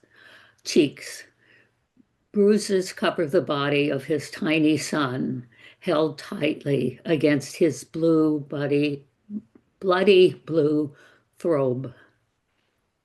In this genocide, the sacrifices of brown-skinned children, hated as unimportant vermin, is written in red on the blackboard, soon to be erased from our memory.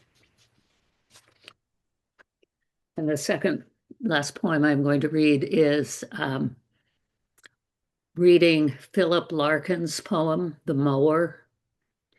The mower stalled twice. Kneeling, I found a hedgehog jammed up against the blades, killed.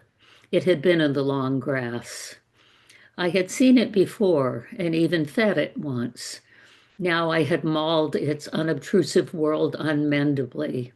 Burial was no help. Next morning, I got up and it did not. The first day after a death, the new absence is always the same.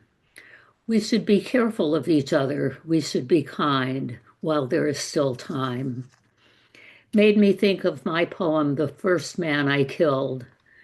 The first man I killed was small and hidden in the tall grass. Being a killer forever changes you. Even if you learn to be kind and considerate and civilized, that part of you is always hiding down inside, awaiting a chance. A normal person does not want to kill and will avoid it at all costs. The military won't allow you to remain normal.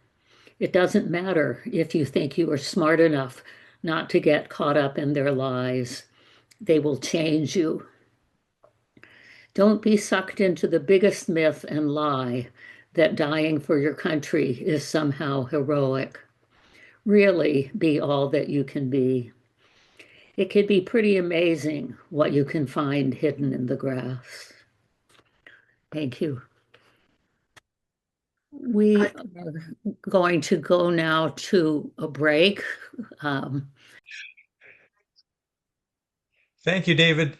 So we're going to be hearing from participants in the Mike Yarrow Peace Fellowship Program. The MYPF is a program of the Western Washington FOR, started in the year 2000 as the Peace Activist Trainee Program, and in the year 2015 became rebranded to the Mike Yarrow Peace Fellowship in honor of Mike Yarrow, who was the WWFOR organizer who had helped to found the program along with his wife Ruth. And Mike died in 2014 from cancer. The program is a fairly unique program around the country because it's a long-term training program for youth. Currently, our age range is ages 14 to 23 and involves an intensive training and then follow-up where the participants are engaging in applying that theory and trying to develop a project that is of their own choosing. And then we provide additional training and or support as needs and as resources allow. So the presenters that we have today, and Una Foster-Bill, one of the primary speakers, was a Mike Yarrow Peace Fellow a year ago and then repeated again this past year, which we do encourage and allow. The speakers this time are Adesoye Taiwo, and then Aram Young and Sneha. And Sneha, I'm going to let you pronounce your last name because I know I'm going to trip over it. And then we also have a alumni, Edwin Carlos, who is MYPF alumni from 2015 and 2016, who has just recently been hired at Seattle University as a professor of school counseling or school psychology. So Edwin will be speaking about his work on anti-militarism, and Adesoye and Aram and Sneha will be speaking about their project and any comments that they would have as to how that project does or does not tie into the theme of the Conference of Anti-Militarism.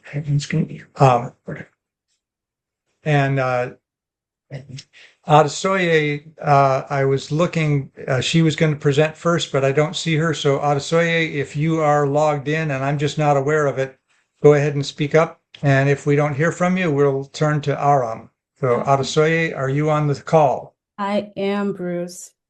Oh, good. I'm glad. So, and I think that you have screen sharing capability. If you need any technical help, Tom is the tech host. But I think you've got permission to go ahead and share your screen. I know that Sneha and Aram both have presentations, website or slide deck, but Adesoye, I wasn't able to check with you. So Adesoye, go ahead and say a little bit about who you are, where you are, and then go ahead and dive in. So I just wanted to start off by saying hi, everyone. I'm joining a little later. It's been a crazy day. My name is Adesoye Taiwo. I'm 18 years old. I'm a current Mike Yarrow Peace Fellow, and I'm currently calling in from Germany because I'm actually doing a really cool program where I'm actually working as a diplomat right now. So we're going to talk a little bit about that in my presentation and how it ties into what I'm doing for my project this year. So I'm really happy to see you guys. I'm really excited to be here.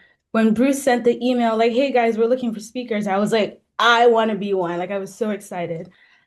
I wanted to mention that Edwin has joined the 3 or 4 directors of the Mike Yarrow Peace Fellowship Program. So he is a MYPF alumni, but is going to be joining the board, joining Mary Lou Finley, Janice Pruitt-Ham, myself, and also Saya Pham, who is also a MYPF alumni from 2017. And so we're hoping to expand the board to include additional MYPF alumni that are interested in continuing the program. Because if you haven't noticed, some of us are getting old. And so we're looking forward to making sure that we have succession planning to be able to share the load. It's just a presentation. Yeah, so Okay, this is good. Peter. This was, I think this past November, I got the opportunity to visit the German Bundestag, which is essentially the German version of Congress. And that's the German flag up there. This is my name. So I kind of spelt it out how it's pronounced. So it's Adesoye. Like, yay, woo. So like if you like are looking at it, you're like, what is that? Like, how do you even say that? Like that's how you say it. You can read it the way you say it. Yeah, so I'm gonna go to the next slide. Yeah, so some brief background on me is that I'm from Newark, New Jersey, so the East Coast. And I do understand that Mike Yarrow operates from Washington, so I'm like all the way on the other side. But it's all love all across the US. I'll be attending Rutgers University this fall as a freshman, so this year is kind of like a gap year, like, just gaining experiences, broadening my perspective, and then I'll be going back to work and going to college this year. Like I mentioned, I am serving as a youth diplomat and ambassador with the CBYX program. This was a program that was started in, I believe, 1983 by the Reagan administration. And it was actually created to commemorate German immigrants in the United States and to build relationships with Germany as a country. So every year, the United States sends around 250 young people to go work as diplomats. I think Germany sends a little less, like 210, to come to the US. And we do exchanges. So we spend time in each other's colleges, each other's high schools. We do volunteering. We do like actual work, like drafting policies and doing research, and things like that. So we'll talk a little more about what I've been doing in particular, but that's kind of like the gist of what I'm doing now. My particular expertise or interest kind of lies at the intersection of healthcare, law, and advocacy. So really, how can we advocate for people in a context of healthcare through the lens of things like the law, right? So think of policies and the policy memos, law referendums, things like that. Um, this might be a little bit boisterous, but I do think I am a seasoned researcher.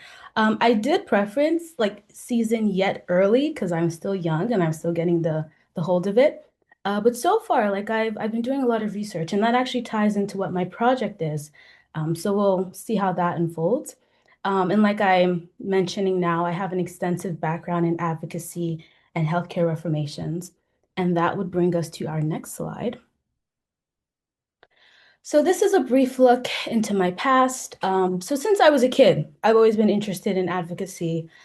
This first picture that you're seeing is an award that I won for being the youngest person to win a student election. I think I was like 11. And I wasn't getting my way with something. I think I wanted to start like a club, and they told me no. And I was like, you know what? Like I'm gonna do what I can to get this club like alive. So I ran for, I think it was Secretary of State, because it was like, I think I was in sixth grade, and sixth graders could only run for Secretary of State, and then like president was for eighth graders. So I ran for what I could, and to my surprise, I won. And so this was a little thing that I got from that.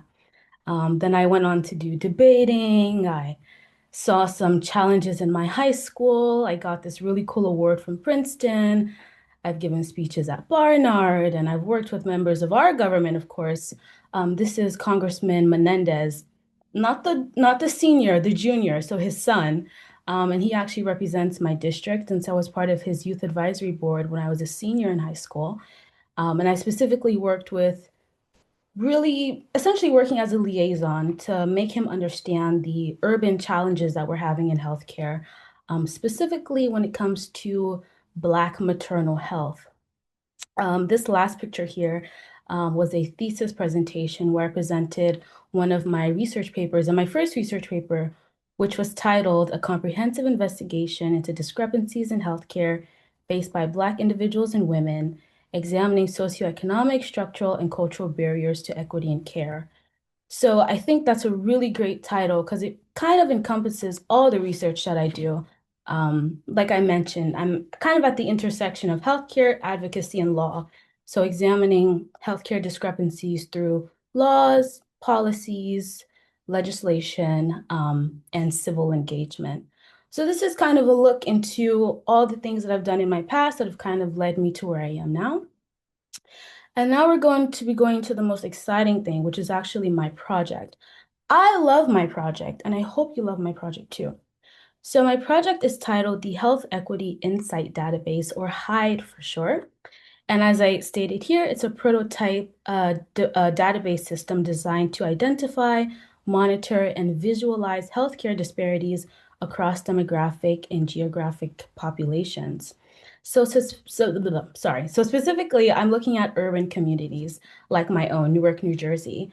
And kind of the background as to why I wanted to create a database was because when thinking about healthcare referendums, right? So if you want to go to Capitol Hill and say, hey guys, we have this problem, Black women are dying at, insane rates, or Black babies are not surviving, or this, that, and the third, the policymaker is going to say, that sounds really sad, but we don't have any proof of that. So I thought that I would create this database to actually serve as actionable proof, like quantitative data, like these are the amount of people that are dying. This is the amount of people that are suffering from healthcare disparities, so that they have this data on paper that they can actually use when it comes to policies. Because unfortunately, anecdotes and stories are not enough to pass laws. So that's kind of the foundation of why I thought I would create this sort of database. So my problem statement, so essentially what I'm aiming to address is that healthcare disparities continue to affect outcomes across race. Uh-oh, I clicked something. Okay. Healthcare disparities continue to affect outcomes across race, income, gender, disability status. Insurance access is also a big thing in urban communities and geographic locations. However, data is often fragmented across institutions, making it difficult to identify patterns and intervene effectively. So, in some situations, when looking at databases that are publicly accessible, and of course, you have to be careful with it because you don't want to violate HIPAA, right? So, when I was looking at certain databases at certain institutions and hospitals and even research centers, I noticed that they were only collecting data on certain things. Like we only have data on veterans, or we only have data on the patients that we have that have survived. So we don't have any data on the people under our care that have died. And only God knows how many patients are coming in that are actually surviving. So we're not actually getting the full picture when we're looking at these publicly available data sets. So I wanted to create this database to create a cohesive understanding of what exactly is happening to citizens in hospitals, right? So how are people being treated? How are the experiences of people in healthcare settings who have English as not a first language? How are the health outcomes of veterans? Like, how are they being treated? How long are they being treated in comparison to people who are non-veterans? So all of this information to kind of explain why we're seeing the trends we're seeing in our current healthcare climate that we have in the United States right now. So like I mentioned, the purpose of this database is to merely centralize healthcare disparity indicators, track inequities and outcomes and access, allow policymakers and researchers to identify trends, and support evidence-based public health interventions. So it's all clinically based. There's no opinions here or stories or anecdotes, just sheer numbers. So then that kind of brings us to the next slide. So these were some example data banks that I often reference, right? So this is the New Jersey Hospital Discharge Data Collection System, and it collects information on hospital admission. So who's being admitted to hospitals? Why are they being admitted to hospitals? Of course, in accordance with HIPAA laws. How long are they staying, right? So if we might have a trend that we see that pregnant white women are staying longer in hospitals than black pregnant women, we might see, okay, maybe that's a reason for increased, black maternal death, that simply they're not staying in hospitals long enough. But we don't know unless we see the data, right? So even things like diagnoses, demographics, insurance data, how many people coming in are actually insured, how much is their insurance covering, utilization statistics, what are the resources that are being utilized by hospitals for specific demographics. We have things like the New Jersey Hospital Performance Reports, Healthy New Jersey data sources. I really like this one because, again, it's a statewide health indicator data source. So you kind of get to follow trends across the state versus It's a bit different from my approach. I really wanted to look at urban communities, but it certainly doesn't hurt to see the statewide trends as well. And then, of course, bigger sources like the CDC Social Vulnerability Index. This was really good in calculating how likely a person is to survive with certain demographics being taken into consideration, or if they do survive, how healthy are they going to end up after leaving the hospital? And then a federal database, the healthdata.gov, which was very reliable and great. I did have a little bit of problems around December because I know the administration was making a lot of updates to things, but generally speaking, a very reliable database. Yes, so I do have an example of some database calibrations that I have. Unfortunately, I do not have the finished database to present to you because I was actually having a problem with the website, but I do have some data inputs and I can show you how I actually create the database.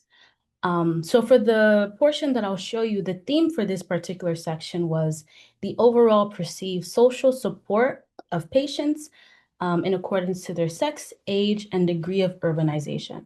So essentially, Adesoye, I'm just going to interrupt briefly because we've got three yeah, more folks to get through, and I think we had 8 to 10 minutes per speaker. So if you can do what you can to get to a yeah. close, that would be great. And sorry to interrupt you. This is fantastic. So what are we thinking, like 2 minutes? Yeah, why don't you go ahead and finish up in 2 minutes if you can, and then we'll come back. Got you. Sounds great. So I'll just briefly show you. This is what the data set would look like. So I had to do these all by hand. These are all patients' informations, of course, no names, no identifiable information. But we do have genders here. Specifically, this database is all for women. So if you can see here, it says FFFFF females. We have some ages. And so this is what like a data, like the information would look like. And then I would plug it into here. And Where I Adesoye, we're still seeing the example database inputs slide. So okay. for some reason, it's not advancing on the screen share. Okay, one moment. Let me share this. Okay, can you see this? Great. Yes. Yep. So this is an example of what the data sets look like. It's just sheer data, like I mentioned, no names, no addresses, just pure data. Like I mentioned, this set was specifically for women, so we have all these Fs to indicate females. We have some ages, and it's a whole lot of data, but this is statewide, so it's, hundreds of thousands of women that are coming into hospitals. And then I plug all this data into, let me share this screen. Okay, I plug all this data into my good old coder, and then I'll actually start to create the database and put in the input value. So as you can see, we have health outcomes, we have patient IDs, hospital IDs, the condition name, the preventative screenings, the outcome status. So really what's going on with these patients. And then to go back to the presentation to just kind of end off with our theme of confronting militarism at home and abroad. Through my time doing this program, I've engaged with a lot of cross-cultural dialogue, civic engagement, and international diplomacy. These are some photos of meeting members of the German Bundestag and talking about different problems that we're seeing globally, and really trying to get the United States out of this isolationist stance, because it's not good to live on your own. It is important to interact with other people. This is a picture of I and the current US ambassador to Germany. He wasn't presidentially appointed. President Trump has not confirmed an appointee, so he's kind of like the step-in for now. So I got to speak with him directly about diplomatic representation and how things like the United States leaving the World Health Organization and the Paris Climate Agreement are affecting our global diplomacy, and how it's actually contributing to militarism, but ways that we can try to dismantle that. And yeah, because we're short on time, I think I'll just stop it there. But I hope you got a gist of the project. I hope you love it as much as I do. And I can't wait to see how it goes. Thank you very much, Adesoye. That was wonderful. And again, we hate to squeeze you with the time, Oh, you're but good. our next speaker will be Aram Young. And Aram, you're going to follow Adesoye's lead and go ahead and introduce yourself and then talk about your project. And you're starting at 11:40, so let's aim for 11:48. Sounds good. Thank you. Okay, I'll present my screen. Let's see.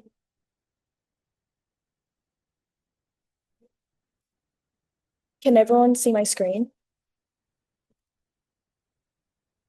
I can't see anyone. I can, yes. Okay, sounds good. All right, so the project I will be presenting today is basically an academic paper, but I wanted to break it down and then, show it as a presentation. And the name of it is How Educational Media Shapes Young People's Understanding of Human Rights.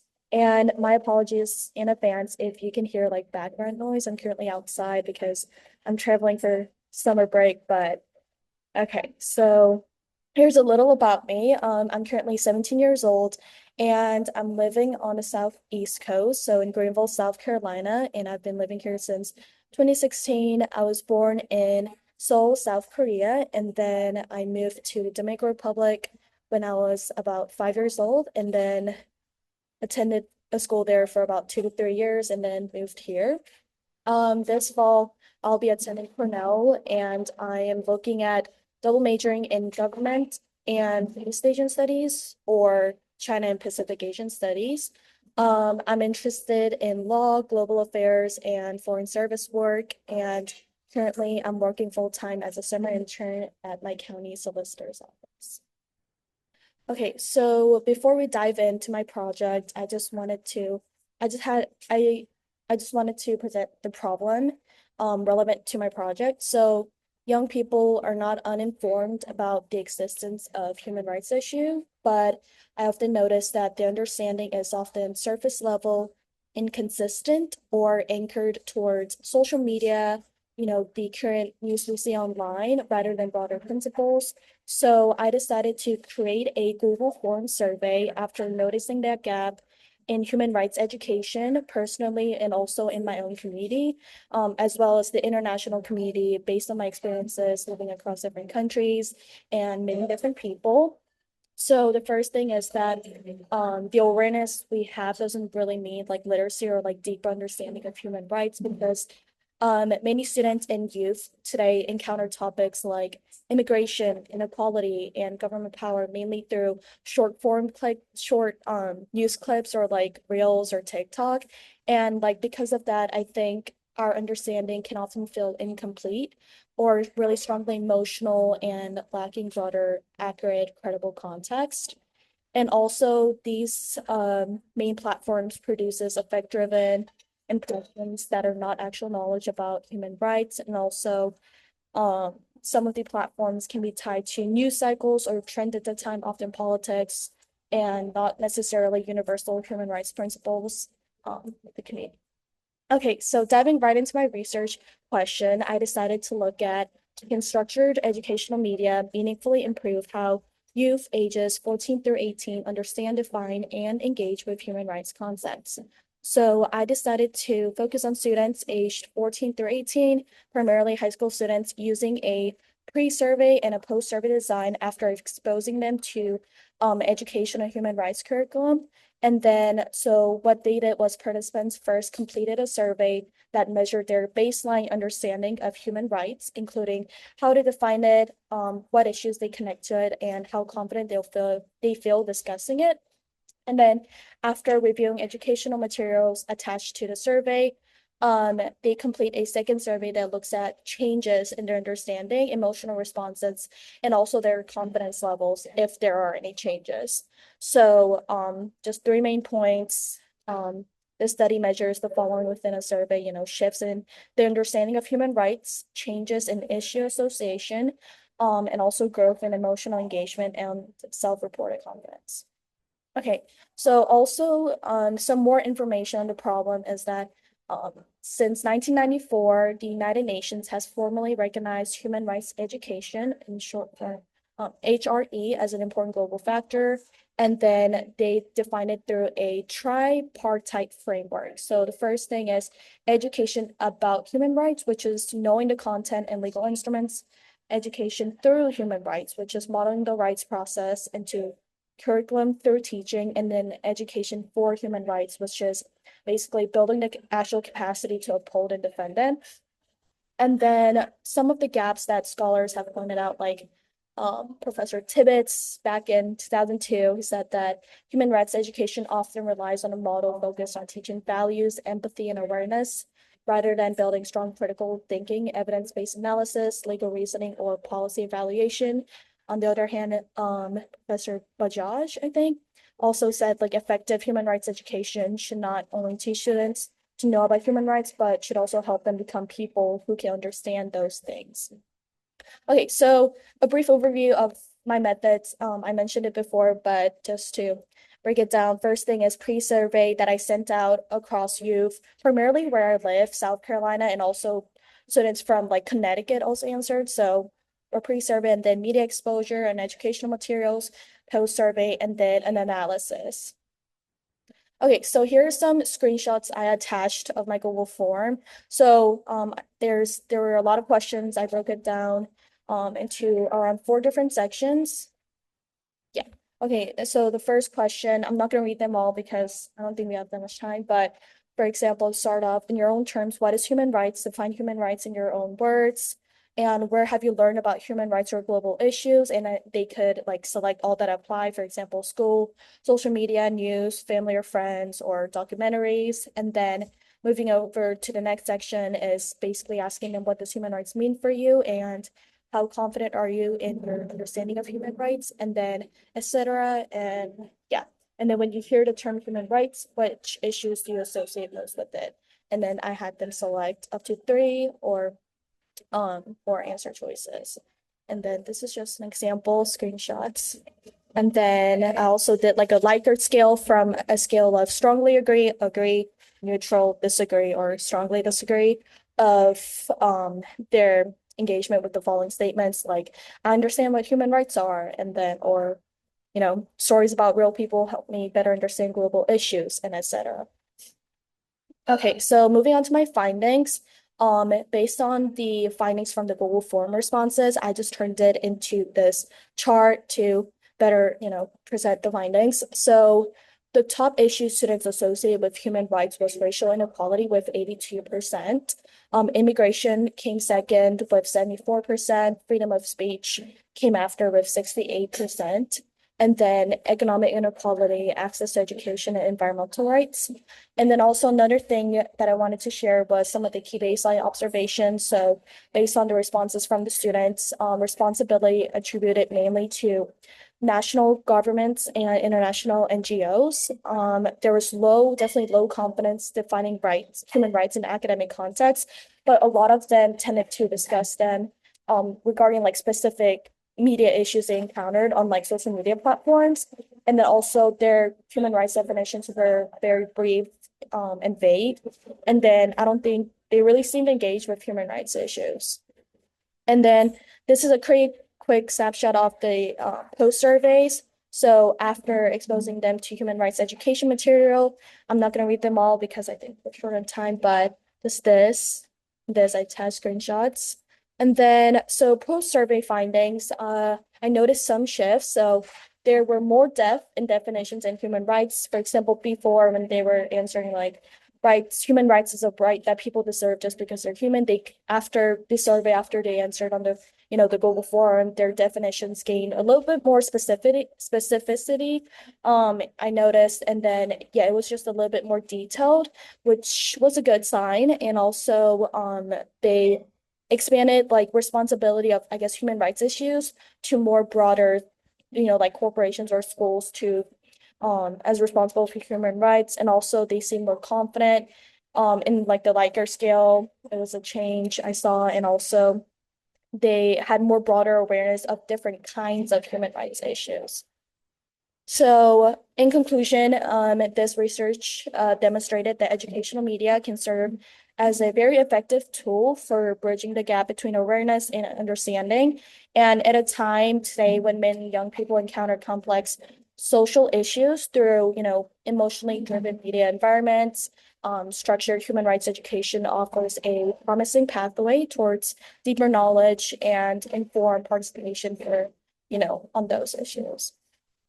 And these are some recommendations, but I see that it's 2:50 right now, so I'm just gonna skip that. And yeah, and then by Garrett's impact on me as a fellow, I noticed that Bruce said we could expand on this at the end on the email. So I just want to say I learned a lot from the intensive training in the beginning of the fellowship. I still remember a lot.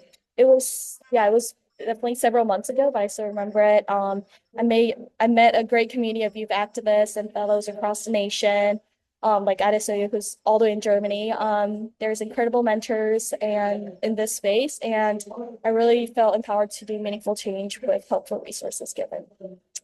Yeah, that's it. Aram, that's fantastic. I feel like I just watched a YouTube video on double speed. You were racing through the material, and thank you so much for doing so. It was very kind. And so, Sneha, we're getting close to noon. I'm going to go ahead and give you the same 8-minute time limit. And then, David, I'm going to, I guess, turn to you and to Jean. That'll put us right up at 12 o'clock, and I think that was the end of our time, but we still have Edwin. So can we give Edwin 5 minutes or so after 12, from 12 to 12:05? I think so, yeah. All right. Well, Sneha, you are up, and as I said before, you're going to have to say your last name because I know I'll butcher it. Hi, everyone. I am Snan. I'm actually in Washington, and today I'm presenting my fellowship project with Mike Yower. So I have a presentation, so I'm just going to showcase that and share my screen. Let me know if you can see it. You're coming through. Okay. Okay, so nice to meet you all. I'll talk a little bit about me, but outside of this fellowship, I've spent the last few years working at the intersection of advocacy, education, and marketing. I have served as a part of youth councils where I develop mental health surveys to help better our access to mental health and presented my findings to local politicians. I've also worked at sustainability organizations. I've worked as a marketing director for Seaside Sustainability, which works on sustainability in legislation, in research, and so much more. And then I've co-authored a research paper on global AI awareness. So I've done a lot of advocacy work through the years, and I've also been interested in business. But over time, I began to realize this, which is that young people have the power to change systems. And that's what brought me to Mike Yower. And so Sneha, I'm gonna sorry to interrupt. What I'm seeing is your Canva dashboard, but it looks like the click on full screen, at least I'm not seeing your slide deck go to full screen nor seeing your slides advance. Oh, well, I haven't moved my slideshow, but if you can you see me move slides? No, I'm just seeing the equity icon on your Canva dashboard. Can you and now see I'm it? seeing something Okay, different. I'll Yep. just present this way. This is fine. Okay. All right. Okay. So I'll just talk about my project now since we're getting a little bit in time. But kind of my project is when we talk about gender equity in business, we usually focus on the effects, like where you actually see it, which is in boardrooms, when you see the pay gap, when you see, people like men getting, promoted, but not women. And those things absolutely matter. But I kept asking myself, when does this disparity actually begin? And so the research points to early childhood. By the time many girls reach middle school, they've already started to internalize messages from society about who belongs where. And these messages come from everywhere. And so I decided to actually try and figure out a way to stop this gap, to actually empower women and through the classroom in order to be comfortable with business, to want to be a part of it, and then to hopefully prevent this disparity that before it starts. And so this was kind of my aim because of my personal experience. I had a teacher who in fifth grade actually made a classroom economy, which is what my project was on. And that empowered me later to be interested in business. I actually realized I could be a part of this world that was male dominant and actually succeed in it because of what I was learned in my classroom. And because I experienced that, I wanted females and other people who face inequity to also experience that. So, what is equity econ? So, my project is both online and in person. So, I've worked on building a classroom economy within the classroom and have been talking to elementary schools in order to implement them. So, the whole idea is to actually integrate it instead of actually making like a whole lesson plan on it or something like that, to organically implement it. So instead of like, jobs that teachers assign you, like make you the line leader or the caboose of a line, make those jobs, or like picking up things or helping the teacher with technology. Those are things that teachers have often told us to do. So the whole goal of equity econ is changing this into jobs, or with our desks, we have to pay rent money and we can later buy our desk. So instead of making it like an extra section of the classroom, it was already within the classroom. We just built an economy around it. So I'm currently in talks with 3 elementary schools, but then I also realized I wanted to develop an online platform which helped, showcase it and broaden my reach, which I'll showcase later. So why does this matter?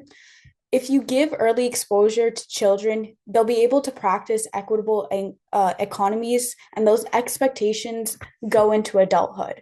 They feel empowered to continue with business when often they're told, don't go into this, don't do this. Later, they actually want to, they're interested in it, they get access to it. And that's why it's so important. So I'll be showcasing my website right now. Let me know if you can see it. And so this is a website that I developed because I saw that I was making local change, but I wanted to make change across various areas. So this is just a one-stop shop for teachers because I wanted to make it easier and help teachers actually implement it. So it has a little bit about how it works, why I started it, and the whole foundation. But the interesting parts of it is I have actually developed workshops which I presented, and I made instructions on how these workshops work so teachers can actually implement it. I've made slideshows which teachers can download and actually present to their classes. And this is my favorite part, which is a resource section. So one, it has the jobs that teachers can actually implement, which is jobs that are usually based in classrooms. But then also, other than this, they have kind of instructions on what different parts of the thing is. So the rent system, we also had businesses where students could create their own businesses selling handmade products, which shows that instead of buying something so the person with the most money would win, you had to choose your own products and make them. And then there's also a material section. So it has an overall like classroom expectations guide, which teachers can use and in order to actually start their classroom. But they also have all their materials that they can use, such as all of the different jobs and the job application they can print out and make all of their students fill out every couple of months when they apply for their jobs and things like that. So there's a bunch of materials. I just basically made the lesson plan that I was talking to the local schools and developed it into an online dashboard that students and teachers can use to implement it. And then the last part of the website is a get in touch because I wanted online teachers to have the same experience that I talked to with the local teachers, where I could explain the actual process, the actual economy to them, and then give them the resources that were already embedded in the website. So that's a little bit about my project. I'm still working on it because now it's the summer, so teachers, I'm still talking to them right now, but we're implementing it. Um, but I also have started an Instagram for it so that people can actually, get interested in this. And I plan to do summer workshops and expand this to parents, where I help parents actually implement it at their homes. So that's kind of about what I'm doing right now, because I honestly feel like a classroom economy helped me so much and it gave me so much empowerment. I wanted to help many young girls who were like me, confused and afraid to join the business world, gain the power and accessibility. So that's really my project. I hope I didn't go over Thank you time. so much, Sneha. Thank you. That was wonderful.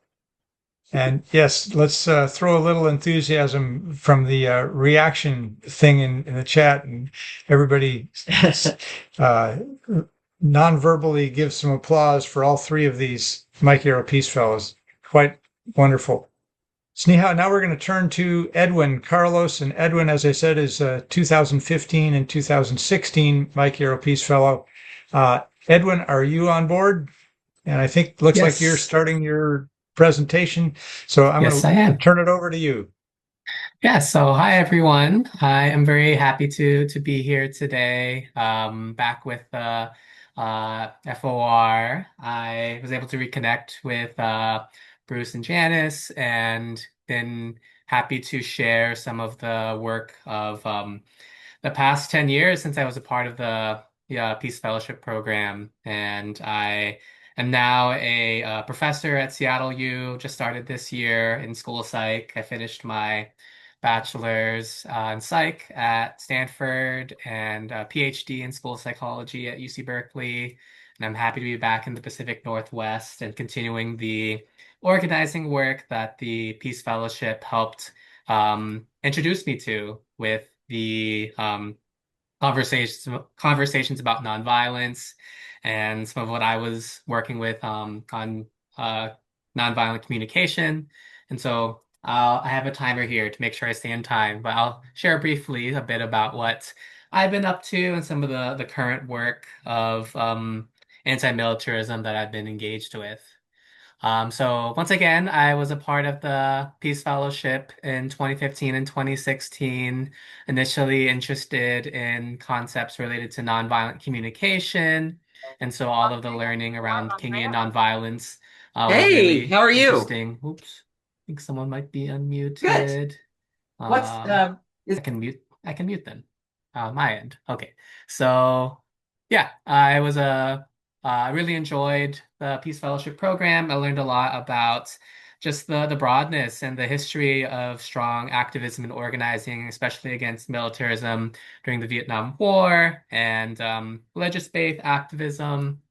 All of that was really inspiring to me as a young high schooler who really didn't know a lot about the world and histories of violence that have oppressed so many peoples, including my own peoples and background as a Filipino American person.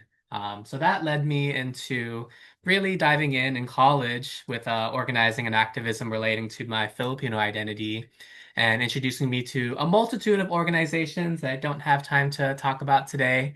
But one organization that I'm happy to talk through that relates today is this organization called Bayan, which is a Philippine-based organization with a U.S. chapter that's focused on U.S. militarism in the Philippines, as well as broadly the National Democratic Movement in the Philippines for system change, as the Philippines. I can go into all the history of it being a former colony of the United States and a neo-colony today in so many different ways. And so, in short, the US Out of the Philippines campaign from Buy in USA is one that highlights an exceptionally high number of US military assistance the Philippines receives. Since 2015, the US has delivered over $1 billion worth of planes, vehicles, small arms that the Marcos regime, if folks don't know, Bongbong Marcos, who's the son of the former dictator of the Philippines, has used to torment a lot of the Philippine activists, organizers in order to stem any um, dissent from the Philippine government, as well as to posture against China alongside the United States to protect the Philippines from any engagements. But we know that the United States has lots of different um, interests in the Philippines and in the areas in the Asia Pacific.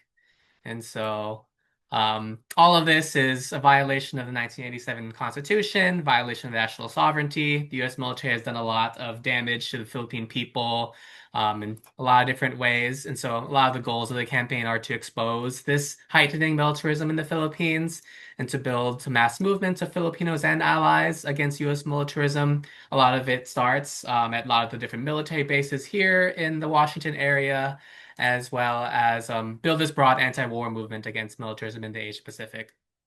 So a lot of demands relate to getting the U.S. bases out of the Philippines, removing these unequal military agreements. There are recently some war games and war provocations that were occurring in the past month in the Philippines by Japan, U.S., and other allies, and overall working to cut U.S. military assistance to the Philippines. And so there are many ways to support in this campaign, to endorse as an organization, raise awareness. Happy to share resources afterwards, and to donate. Sorry, I'm going super fast. There are a lot of different organizations that have been partnered with us in this work, and I'm a part of a few of these as well here, lots in the Palestinian struggle and the Latinx struggle, so many across different struggles. And more here, lots of students, lots of different movements here. And so last, I just want to end off with really coming close to home here in Washington, here in Seattle. A lot of these, there's a recent engagement in the Philippines that led to the killings of several Filipino-American activists, including one, Kai Sorum, who was from South Seattle and was brutally murdered using U.S. military weapons in the Philippines. Kai and others were organizing community farmers in the Philippines and were caught up in a instigation with the Philippine military and were killed because of that. And so there's lots of people mourning today and lots of opportunities to support and donate, as well as to raise awareness of the connection with U.S. militarism and its actual leading to deaths of Americans now in the Philippines. And so that's all that I can really share for right now. I'm really happy to be back. I'm happy to be part of the board, and hopefully we'll be able to share more with you all in other spaces as well. So thank you so much. Thank you, Bruce. And this was quite a show the last half hour, 40 minutes. It's a tremendous display of youth, what I want to say, young people's advocacy and fierceness in the most positive way to be a nonviolent person. And the projects were wonderful. I could go on and on, but yeah. Before I get into the thank yous again and closing, I just want to say that couple of things. I've been looking at the chat box and there's some really, really good comments, very powerful comments. And if you haven't done it already, I suggest that you go into chat. And if you know how to save it, do save it. If you don't know how to save it, there's three little buttons, dots on the right-hand top. You just press that, go down to save, and it'll save the chats in case you want to partake of that later on. Same for the recordings. We'll have the recording of this soon. I can't say exactly when, but it'll be not too long from now, hopefully within a week, if not less. And you can look at that, look at certain features, look at the slides or whatever you want. Again, and there's a resource page on the website, WWFOR Spring Assembly website. We've spent some time actually over the years. There's some older website resources that we kind of put into this, the current one too. They're all related to what's happened today. So do take a look at that if you're so inclined. I want to say again to thank you to all you presenters, Carl, Rican, Jim Janko, Una Foster, Bill, and again, you MYF, one more, oh boy, MYPF presenters again. I'm going to take a shot at this in terms of pronouncing your names. I'm going to, I had it here. Let's see, Adu Soye, Aram, Snehe, and Dr. Edwin Carlos. That's simple for me, the Edwin's, but so thank you again. And here, I'd be remiss if I didn't specifically say thank you to this to each of you planners, Gene Buskin, John Reb, Gene Della Strata, Regan Unsold, Mary Hanson, Tom Hathorn, and special thank you to Tom for doing the recording today. And again, Bruce, you did your part in planning by contributing various resources, and again today. And yeah, this has been really good. I don't know what more to say. If other than if you're inclined, well, thank you for coming again today. And if you're inclined to do so, Mary Hanson's going to moderate an unofficial but important post-conference, what do I want to say, discussion, informal discussion. It's an opportunity for those who wish to do so to join us. And if you don't join us for that, more power to you. Enjoy the day, and it's been really good having you here. So thank you very much.